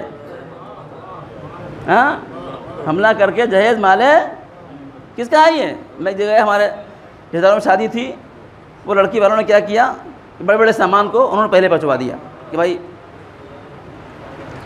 میں نے کہا کہ اس پر کسی کو مثلا صوفہ رکھا ہوا ہے, میں نے کہا اس صوفے پر بیٹھنا کسی کو جائز نہیں ہے. کیوں؟ یہ ملکیت کس کی ہے؟ لوگ جہیز کس کو دیا جاتا ہے؟ جہیز دیا جاتا ہے لڑکی کو, نہ لڑکے کو. لڑکے گھر لوگ اس کو مال غنیمت سمجھتے ہیں. یاد رکھیے, اگر لڑکی کی اجازت نہیں تو آپ صوفے کو استعمال نہیں کر سکتے. لیکن کیا کہنا, جہیز کو ہم مال غنیمت سمجھتے ہیں, پورے گھر والے استعمال کرتے ہیں. اور یہ بات پہلے یہاں ہوتی ہے, ایام فاطمیہ میں نے عرض کیا تھا کہ صاحب آپ جہیز کے خلاف کیوں بول رہے ہیں؟ رسول اللہ نے جہیز دیا. رسول نے جہیز دیا. رسول نے کیا جہیز دیا؟ سنیے غور سے. رسول نے کیا جہیز دیا؟ رسول اللہ نے اپنی بیٹی کو کیا دیا؟ ایک گھڑا دیا پانی پینے کے لیے ٹھنڈا. وہ زمانہ اور تھا, وہ کیا ہو گیا اب؟ وہ فریج ہو گیا ہے نہیں. رسول اللہ نے ایک لگن دیا کپڑا دھلنے کی, کیا ہو گیا؟ واشنگ مشین ہو گیا. رسول اللہ نے ایک پنکھا دیا تھا, کیا ہو گیا؟ رسول اللہ نے ایک گدا دیا تھا کھجور کے چھلکے کا, وہ کیا ہو گیا؟ بیڈ ہو گیا. سب اپڈیٹ کر لیتے ہیں, دیا لسٹ ہے. لیکن میں کہتا ہوں پکے رسول اللہ والے جیسے رسول نے دیا تھا ویسے دو. اب آپ دیکھیے رسول نے کیسے دیا. رشتہ طے ہوا, رسول نے فرمایا اے علی تم کو مہر دینے کے لیے کیا ہے؟ رسول اللہ کو مولا علی نے ذرا بیچ کے لا کے مہر کے پیسے دیے, اسی مہر کے پیسے سے رسول اللہ نے جہیز کا انتظام. آپ بھی مرد ہو تو پہلے مہر ادا کرو, اسی سے جہیز ادا کیا جائے گا. کون سے مسلمانوں میں یہ ٹوٹل سماجی گفتگو ہے. لیکن یاد رکھیے آج ہمارے پاس مشکلات کہاں سے آتی ہیں؟ انہی غیر شرعی باتوں کے ذریعے سے مشکلات ہمارے پاس آتی ہیں. مولا علی کی شادی ہوئی, جناب فاطمہ بنت اسد زندہ تھیں, لیکن مولا علی جناب فاطمہ کو لے کے ان کے ہاں نہیں گئے. پڑھایا بھی نہیں, سنایا ایسا نہیں سنی ہے, یہ بات کون سنتا ہے؟ مولا علی جناب فاطمہ کو لے کے فاطمہ بنت اسد نہیں گئے. مولا علی نے کرائے کا مکان لیا, بلکہ ایک صحابی نے رسول اللہ کے جناب فاطمہ کو مکان اپنا دے دیا, بھائی تم دن رہو یہاں کے اوپر. آج ہمارے پاس نظام یہ ہے, شادی ہوتی ہے, لڑکی رخصت ہو کے آتی ہے, گھر پہنچتی ہے, کہاں آتی ہے؟ کمرہ آبادی, اس کو ایک کمرہ ملتا ہے. کس قدر ظلم ہے یہ. اپنے بچے کی تربیت ایسی کہ تم کو اپنا گھر بسانا ہے تاکہ وہ محنت کرے, اس کو پہلے سے اس طریقے سے پالے, اس کو محنت کرے تاکہ اپنا گھر بسائے. وہ پپا کما رہے ہیں, ہم بیٹھے کھا رہے ہیں, یہ کوئی طریقہ نہیں ہوا. سب سے بڑا مسئلہ کہے کا ہوتا ہے؟ سب سے بڑا مسئلہ گھر میں حجاب کا ہوتا ہے. 4 بھائی 5 بھائی 3 بھائی ہیں, لڑکی رخصت ہو کے آئی, 2 کنڈیشن ہے, یا تو ہر دم پردے میں رہے. بھائی نامحرم میں اسلام میں کوئی کیٹیگری نہیں ہے کہ دیور کم نامحرم ہے, سبزی والا زیادہ نامحرم ہے. ایسا کچھ ہے بھائی صاحب؟ ایسا کچھ بھی نہیں ہے. نامحرم برابر ہے, ایکول ہے, سب برابر ہے. ایسا نہیں ہے کہ دیور کے سامنے ہاتھ کھل سکتا ہے اور سبزی والے سامنے, ایسا کچھ بھی نہیں ہے. جتنا ہاتھ بند کرنا دیور کے سامنے واجب ہے, سبزی والے سامنے واجب ہے, اتنا ہی دیور سامنے واجب ہے. تو سب سے بڑا مسئلہ جوائنٹ فیملی میں حجاب کا ہوتا ہے کہ اگر ایک لڑکی رخصت ہو کے گھر میں آئی, ہم جوائنٹ فیملی رہ رہے ہیں, اور اگر تو 2 صورت ہے, یا تو اسلام کی ایسی تیسی جہیز میں قرآن ملا تھا وہ رکھا ہے الماری کے اندر فرصت, یا تو یہ ایسا رہی ہے, ٹھیک ہے, اور جو ایسا ہو رہا ہے. آج حقیقت عمری ہم اپنی فیملیوں میں اسلام کے احکام کو پامال کر رہے ہیں. قرآن چیخ چیخ کے کہہ رہا ہے حجاب, ہم کہتے ہیں حجاب کی ایسی تیسی. اب کیا ہے؟ رخصت ہو کے آئی, گھر میں دیور ہیں, گھر میں جیٹھ ہیں، ان کے بچے ہیں، یہ سب ان کے لیے کتنے ہیں؟ یہ نامحرموں کا مجمع ہے۔ اس میں اگر وہ حجاب کر کے ہر دم اسکارف پہنے رہے، 6 مہینے میں گنجی ہو جائے بیچاری، ٹکلی ہو جائے گی۔ یا تو دین چھوڑ دے یا کیا کرے، یا ہر دم حجاب میں رہے۔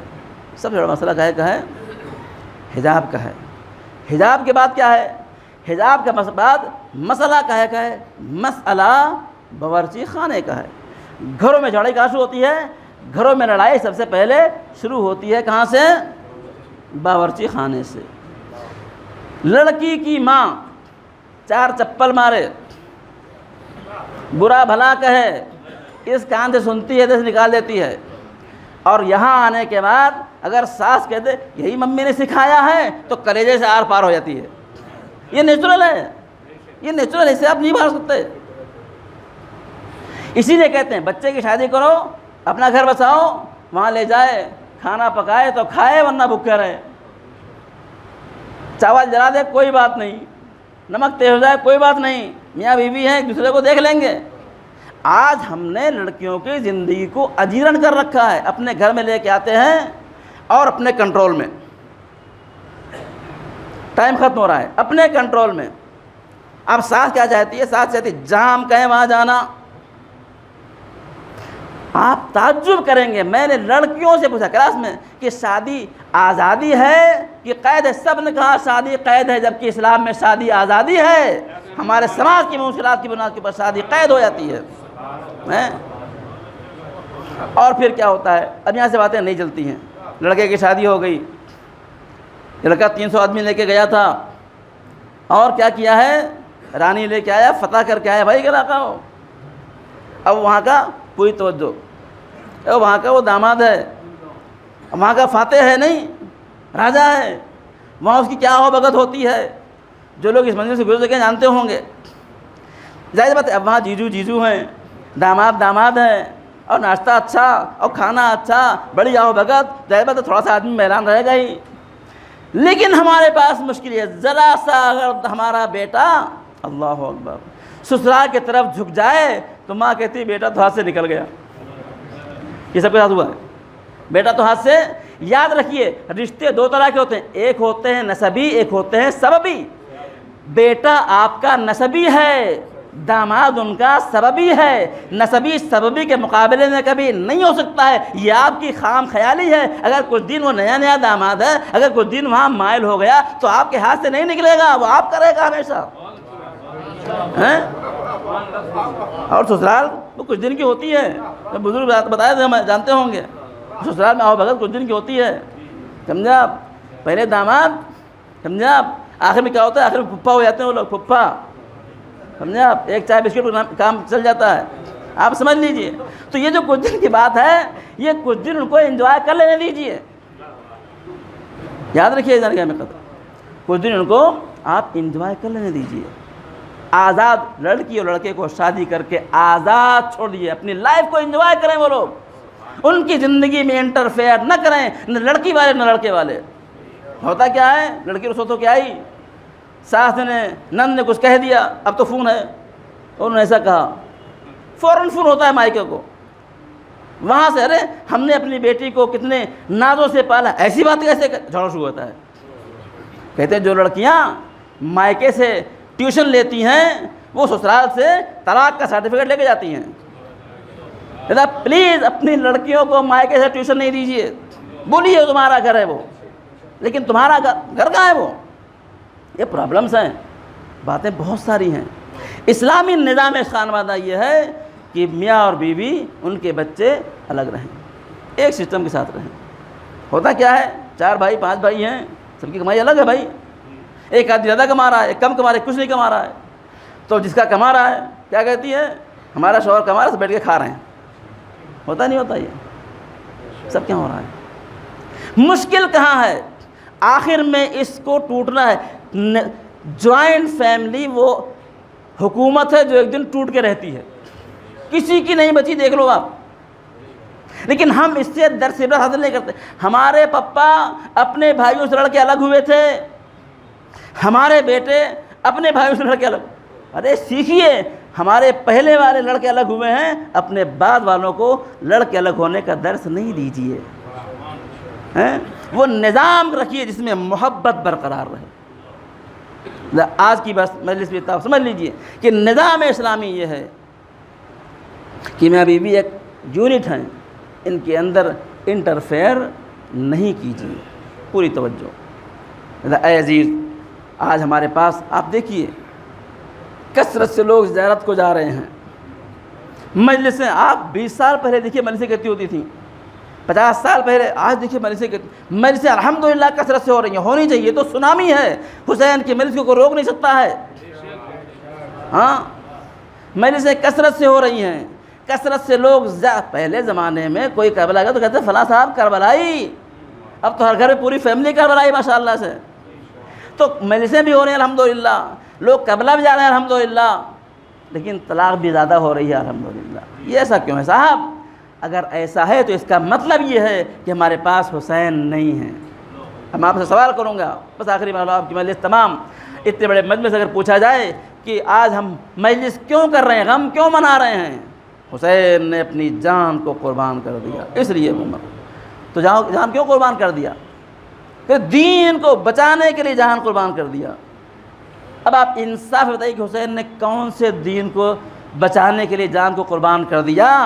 اس دین کو بچانے کے لیے جہاں پہ فراڈ ہو، ہاں، جہاں لوگ بے نمازی ہوں، جہاں گھروں میں کینہ و بغض ہو، جہاں آپس میں جھگڑے ہوں، جہاں طلاق ہو، جہاں حسین نے اس دین کو بچانے کے لیے قربانی دی ہے جہاں طہارت ہو، پاکیزگی ہو، ایمان ہو، سچائی ہو، دینداری ہو۔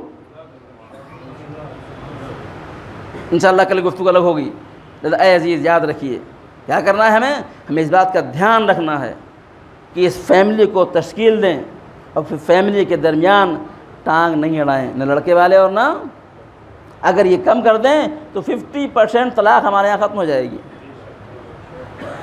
اب اس کی گفتگو کل ہوگی، ایک صاحب نے ہاتھ اٹھایا اگر کسی کو لڑکا تو کیا کریں گے، یہ کل بتائیں گے آپ کو۔ اے عزیز، ہم اپنی فیملی کے اندر یاد رکھیے، بس آخری جملے اور آپ کی مجلس تمام، ہمیں اسلامی فیملی مینٹین کرنا چاہیے۔ جب اسلامی فیملی ہوگی تو اسلامی زندگی ہوگی، جب اسلامی زندگی ہوگی تو اسلامی موت ہوگی۔ یاد رکھیے اسلامی جینا آسان ہے، اسلامی مرنا مشکل ہے۔ اگر ہم اسلامی جی نہیں سکتے ہیں تو اسلامی مر کیسے سکتے ہیں؟ ہاں، حسین ابن علی نے کربلا میں اپنی جان کو قربان دیا، کس کے لیے؟ تاکہ زندگیاں ہماری اسلامی ہو۔ آپ تصور کیجئے ایک چھوٹا سا فیملی ہے، میاں بیوی ہیں، بھی نیا جوڑا ہے، بعض گھروں میں بچے نماز فجر نہیں پڑھتے ہیں جوائنٹ فیملی کی بنا کے اوپر ہیں، بعض گھروں میں بچے نماز شب پڑھنا چاہتے ہیں لیکن جوائنٹ فیملی ہے۔ آپ تصور کیجئے ایک فیملی ایسی ہے جہاں میاں بیوی ہیں، ابھی دیکھیے رپورٹ آ رہی ہے، بچی 5 سال کی بچی پورے قرآن کی حافظ ہے، ہاں، پورے قرآن کی حافظ ہے۔ یہ 5 سال کے بچے، 7 سال کے بچے یہ قرآن کے حافظ ہوتے ہیں، یہ کیسے ہوں گے؟ ہم نے شادی سے لے کے رخصتی تک کتنے گناہ کر دیے، اتنے سارے گناہ کرنے کے بعد بچے کیسے پیدا ہوں گے؟ اے عزیز، اہل بیت، اور دیکھیے انشاءاللہ گفتگو پرسوں آئے گی کہ کیسی کیسی فیملی ہمارے سامنے ہیں۔ اسلام میں وہ فیملیاں ہیں کہ جن کا واقعاً کوئی جواب نہیں ہے، اور کربلا والوں کو تو کوئی جواب نہیں ہے، آخری کریم ہے وہ لوگ۔ اور پھر امام کے گھر کی فیملی، اللہ اکبر، امام کی فیملی، میں نے عرض کیا تھا حسین نے کیا کیا، اپنے ہر بچے کا نام علی رکھا، علی اکبر، علی اوسط، علی اصغر، علی اکبر پیغمبر اسلام۔ اچھا کربلا میں معلوم کیا ہے، کربلا میں کچھ کیریکٹر ایسے ہیں نا کہ جس کو اب ایک دن میرے کو ایک میسج آیا کہ کربلا میں یزید کی طرف جو تھے وہ سنی تھے کہ شیعہ تھے؟ سنی کون تھا، شیعہ کون تھا؟ کربلا میں کوئی سنی تھا نہ کوئی شیعہ تھا، کربلا میں یا یزیدی تھے یا حسینی تھے۔ اور آپ مطالعہ کیجئے کربلا میں یہ اصحاب، بہت سے اصحاب کے بچے تھے. یہ عمر سعد کون ہے؟ سعد ابن ابی وقاص کی اولاد ہے. یہ شمر کون ہے؟ ذل جوشن کا بیٹا ہے. یہ اصحاب کے بچے ہیں. وہ فیملی دیکھیے اور یہ فیملی دیکھیے. ایک فیملی آپ تعجب کریں گے، ایک فیملی جو 18 دن کی مسلمان، اللہ اکبر، ایک فیملی ان اصحاب اور ان اصحاب کی اولاد سے بہتر ہیں وہ جو 18 دن کے مسلمان ہیں. اللہ اکبر. ہاں، بات ان کی آئے گی. کربلا میں امام حسین علی اکبر کو لے کے گئے. علی اکبر پیغمبر اسلام سے بہت زیادہ مشابہ تھے. یہ حسین کی طرف علی اکبر اس لیے ہیں تاکہ دنیا دیکھے کہ رسول کدھر ہیں. جناب عباس کو لے کے گئے، مولا علی سے مشابہ ہیں، دنیا دیکھے کہ علی کدھر ہیں. فاطمہ صغرا کو نہیں لے کے گئے. فاطمہ صغرا جناب فاطمہ سے مشابہ تھی. پتا تھا کہ بے حجابی ہونے والی چادریں لوٹی جانے والی ہیں، میری ماں کی شبیہ بے پردہ بازاروں میں نہ آنے پائے. ہاں، معمولی بات نہیں ہے. ایک بچے کو، جن کے اللہ سب کے بچوں کو سلامت رکھے، بچے کو پالنا، پال کے بڑا کرنا، جوان کرنا، یہ انسان کے کلیجے سے پوچھے. میں نے دیکھا ہے، کبھی آپ خود دیکھیے، بچہ ہے، کہاں جا رہا ہے؟ سعودی جا رہا ہے، دبئی جا رہا ہے، کمانے کے لیے جا رہا ہے. میں نے دیکھا ہے کہ جب بچہ گھر سے نکلنے لگتا ہے نا تو گھر والے لپٹ لپٹ کے روتے ہیں، لپٹ لپٹ کے روتے ہیں، جبکہ یقین ہے کہ بچہ جا رہا ہے انشاءاللہ پیسے کمائے گا اور ایک دن صحیح سلامت واپس آئے گا. اے عزیز، آپ اس سے پوچھئے جس کی ماں نے اپنے بچے کو جوان کیا ہو اور آج وہ جا رہا ہے اس یقین کے ساتھ کہ اب جا رہا ہے تو پلٹ کے نہیں آئے گا. میں انشاءاللہ پرسوں میری بات کروں گا. ہم کربلا کی ماؤں کو سمجھیں. اللہ اکبر. ام لیلہ رات بھر علی اکبر کو بٹھا کے سمجھاتے رہیں، اے میلال دیکھو میں ہاشمیہ نہیں ہوں، اے میلال کہیں ایسا نہ ہو کہ کل قاسم کا جنازہ اڑ جائے اور تم زندہ رہو. اللہ اکبر. کل تمہیں میری آبرو بچانی ہے. کیسی مائیں تھی کربلا کی. آج مائیں اپنے بچے کی زندگی کی دعا مانگتی ہے، لیکن کربلا کی مائیں اپنے بچوں کے خون میں نہانے کی تمنا کر رہی ہیں. یہ ہے کربلا کی مائیں. بس یہ دو تجھ بھی لیٹ کرنے آپ کی ملی تماز کرنا ہے. علی اکبر اس پورے بات چکی ہے کر رہا ہوں اس لیے کہ اس پورے لشکر میں، لشکر حسینی میں صرف ایک فرد وہ ہے جو علی اکبر ہیں کہ جو پیغمبر سے مشابہ ہیں، جس کے لیے امام حسین کی روایت ہے کہ اے میرے معبود، جب میں مفتاح ہوتا تھا اپنے نانا کی زیارت کا تو علی اکبر کی زیارت کرتا تھا. اور یاد رکھیے پیغمبر اسلام کی پرسنالٹی وہ ہے، اللہ اکبر، اس قدر خوبصورت آپ تھے کہ جناب یوسف نے زلیخا سے کہا تھا، اے زلیخا تم نے میرے حسن کو دیکھا ہے، اگر تم آخری پیغمبر کے حسن کو دیکھو گے تمہارا عالم کیا ہوگا. علی اکبر اتنے خوبصورت تھے. لیکن علی اکبر میدان کارزار میں جاتے ہیں، مجھے تفصیل نہیں عرض کرنی ہے، کارزار میں جاتے ہیں. دیکھیے انسان جب قوی ہوتا ہے، طاقتور ہوتا ہے نا، ایکسیڈنٹ ہوتا ہے تو جان بڑی مشکل سے نکلتی ہے. علی اکبر اپنی جوانی کے کمال پہ تھے. روایت کہتی ہے کہ حسین ابن علی نے جب علی اکبر کے کلیجے میں ہاتھ ڈالا ہے اور انین نکالی ہے تو علی اکبر نے اپنے پیروں کو کربلا کی ریت پر رگڑنا شروع کر دیا. یہ جاکنی کا عالم تھا. سلام ہو اس حسین پر جس نے اپنے علی اکبر کو ایڑیاں رگڑتے دیکھا ہے اور پھر علی اکبر کو اٹھا کے خیمے کی طرف لے چلے. ایک جملہ سن لیجئے، یہی وجہ تھی کہ جب علی اکبر نے آواز دی بابا میرا سلام، تو اب امام حسین فرماتے میرے لال کہو مجھے کچھ دکھائی نہیں پڑتا. جس کا جوان بیٹا آخری آواز دے اسے دکھے گا کیا؟ روایت کہتی ہے کہ جب یہ قافلہ کوفے میں پہنچا اور ایک بیوی نے نوکے نیزہ پر علی اکبر کا سر دیکھا تو سر و سینہ پیٹ کے کہتی ہے اللہ کرے جب یہ بیٹا مرا ہو تو اس کی ماں زندہ نہ ہو۔ ارے لیلا تڑپ گئی، آواز دی میں نے اپنی آنکھوں سے علی اکبر کے کلیجے کی برچی دیکھی ہے، اپنی آنکھوں سے جسم و تن میں جدائی دیکھی ہے۔ نوکے نیزہ پر اس ماں کے سامنے علی اکبر کے سر کو بلند کیا گیا۔ فَسَيَعْلَمُ الَّذِينَ ظَلَمُوا أَيَّ مُنقَلِبٍ يَنقَلِبُونَ أَلَا لَعْنَةُ اللَّهِ عَلَى الْقَوْمِ الظَّالِمِينَ۔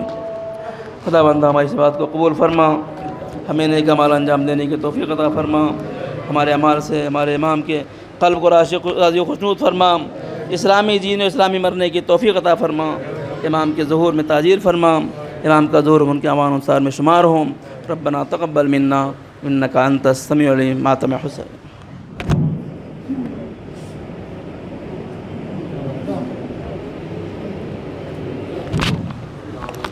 آپ حضرات سے گزارش ہے کہ فیضان صاحب کا ساتھ دیں، اور یہ ایک کلام مولانا موصوف کا لکھا ہوا ہے جو فیضان صاحب پڑھیں گے۔ یا حسین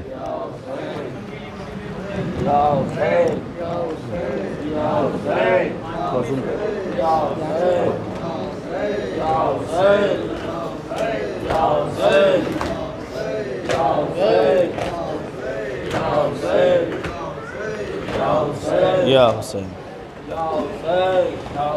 جانے پہ در شبیہ پیمبر جواب دو، اکبر جواب دو میرے اکبر جواب دو۔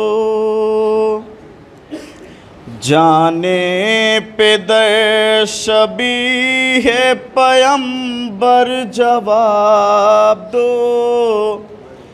اکبر جواب دو میرے اکبر جواب دو۔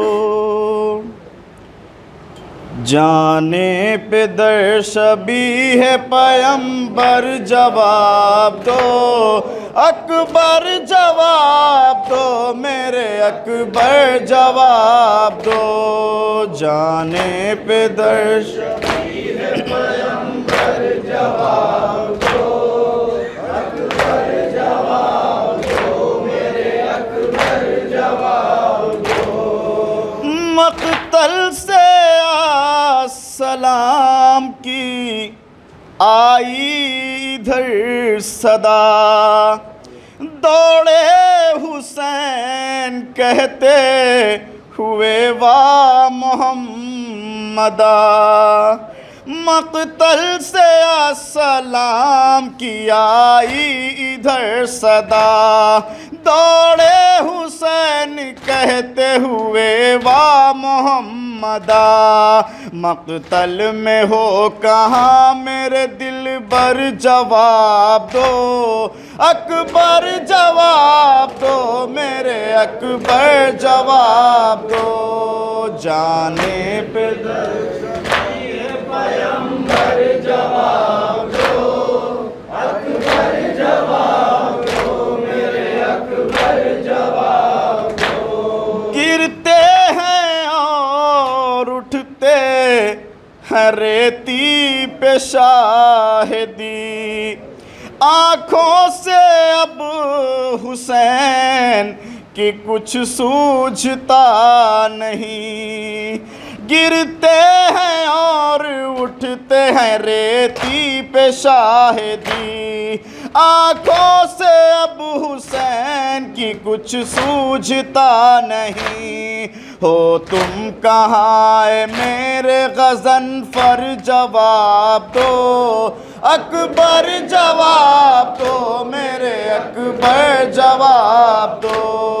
جانے پہ در شبیہ پیمبر جواب دو، اکبر جواب دو میرے اکبر جواب دو۔ سینے سے کھینچوں نیزہ کہ آنسو بہاؤں میں، کڑیل جواں کا کیسے جنازہ اٹھاؤں میں، سینے سے کھینچوں نیزہ کے آنسو بہاؤں میں، کڑیل جواں کا کیسے جنازہ اٹھاؤں میں، روؤں میں کیسے اے مہ انور جواب دو، اکبر جواب دو میرے اکبر جواب دو، جانے پہ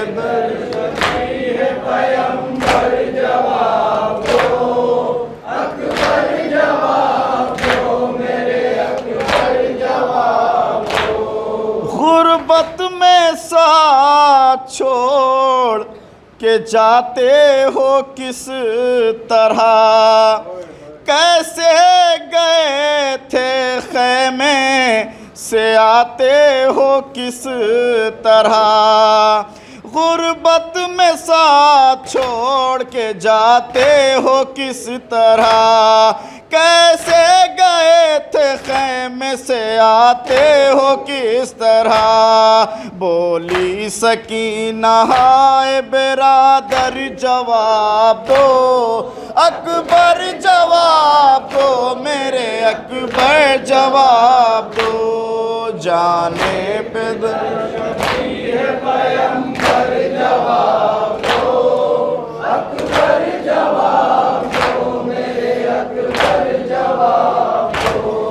دشت بلا میں ماں کا سہارا اگر نہ ہو، یا رب پھر ایسی رات کی مطلق سحر نہ ہو، دشت بلا میں ماں کا سہارا اگر نہ ہو، یا رب پھر ایسی رات کی مطلق سحر نہ ہو، لیلا پکاری کیا کروں اکبر جواب دو، اکبر جواب دو میرے اکبر جواب دو، جانے آخری بند ملاحظہ کریں دور خاص،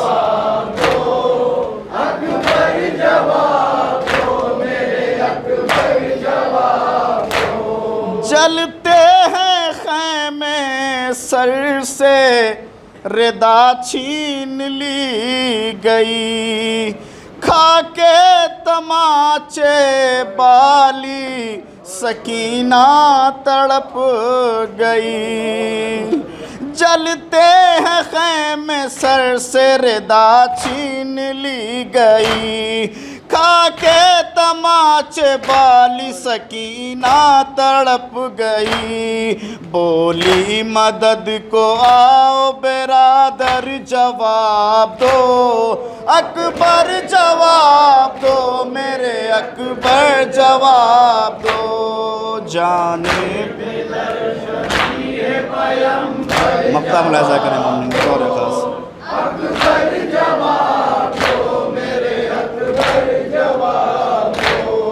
اشک غم حسین سے رضوان لکھ دیا، حال دل شکست فیضان لکھ دیا، اشک غم حسین سے رضوان لکھ دیا، حال دل شکست فیضان لکھ دیا، کیسے ادا ہو حشر کا منظر جواب دو، اکبر جواب دو میرے اکبر جواب دو، جانے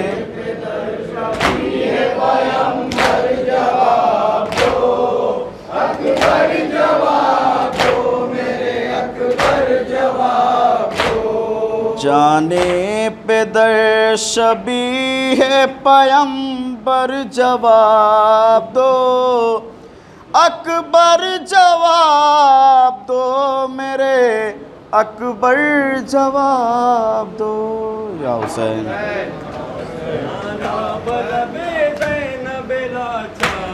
حسین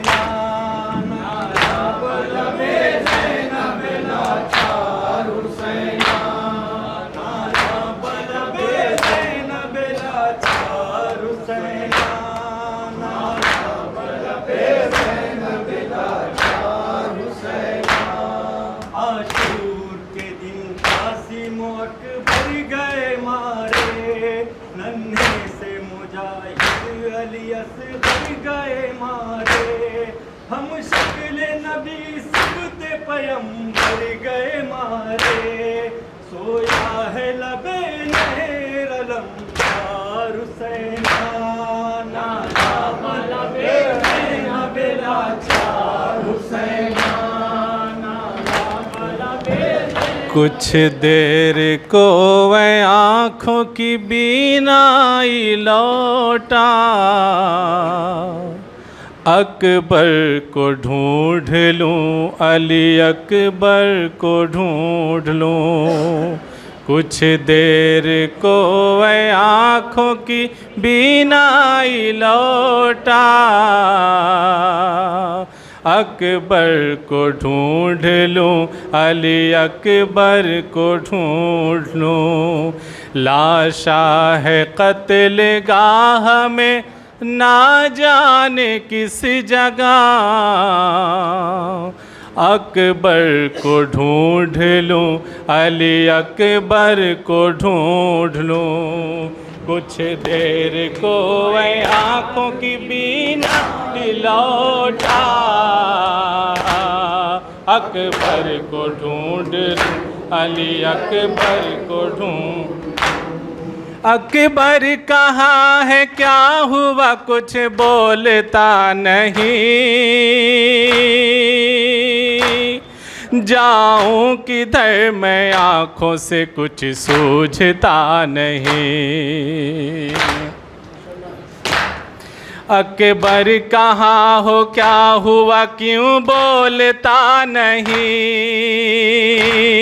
जाऊं कहाँ, जाऊं किधर मैं, आँखों से कुछ सूझता नहीं। बीनाई कुछ तो मेरी ज़ईफ़ी पे रहम खा, अकबर को ढूंढ लूं, अली अकबर को ढूंढ लूं। अकबर को ढूंढ लूं, अली अकबर को ढूंढ। पकड़े हुए एक हाथों से टूटी हुई कमर,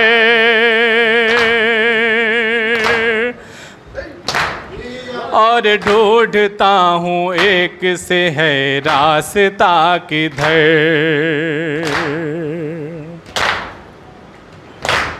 मिलता नहीं मगर मुझे मक़तल का रास्ता, अकबर को ढूंढ लूं, अली अकबर को ढूंढ लूं। कुछ देर को वह आँखों की बीनाई लौटा, अकबर को ढूंढ लूं, अली अकबर को ढूंढ। गिरता हूँ खा के गश तो उठाता नहीं कोई, अकबर कहाँ है मुझको बताता नहीं कोई।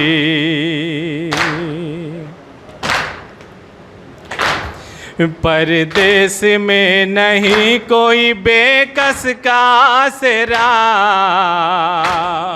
अकबर को ढूंढ लूं, अली अकबर को ढूंढ लूं। कुछ देर को वह आँखों की बीनाई लौटा, अकबर को ढूंढ लूं, अली अकबर। डूबे लहू में डूबे हुए लबों की वो रुखसार देख लूं, चेहरा मैं अपने लाल का एक बार देख लूं। बस इतनी देर के लिए लिल्लाह लौटा, अकबर को ढूंढ लूं, अली अकबर को ढूंढ लूं। कुछ देर को वह आँखों की बीनाई लौटा, अकबर को ढूंढ लूं, अली अकबर को ढूंढ। मकतल में और कितना बता घुटनियों चलूं, اکبر کے پاس لے کے چلو کس سے یہ کہوں، عباس بھی تو اب میرا زندہ نہیں رہا، اکبر کو ڈھونڈ لوں، علی اکبر کو ڈھونڈ لوں، کچھ دیر کو اے آنکھوں کی بینائی لوٹا، اکبر کو ڈھونڈ لوں، علی اکبر کو، کس حال میں ہے نہ جانے، کس حال میں نہ جانے کہاں ہے میرا جوان،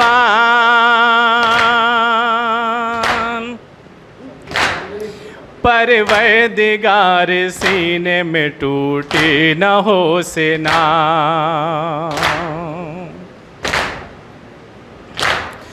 ورنہ جواب مادر اکبر کو دوں گا کیا، اکبر کو ڈھونڈ لوں، علی اکبر کو ڈھونڈ لوں، کچھ دیر کو اے آنکھوں کی بینائی لوٹا، اکبر کو ڈھونڈ لوں، علی اکبر کو مجبور اس قدر نہ ہو فیضی کوئی پیدر،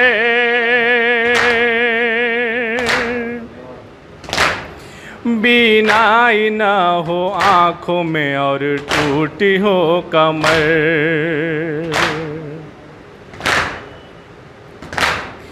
اور دشمنوں سے پوچھے کہاں ہے جواں میرا، اکبر کو ڈھونڈ لوں، علی اکبر کو ڈھونڈ لوں، کچھ دیر کو اے آنکھوں کی بینائی لوٹا، اکبر کو ڈھونڈ لوں، علی اکبر کو ڈھونڈ لوں، یا حسین یا حسین حسین حسین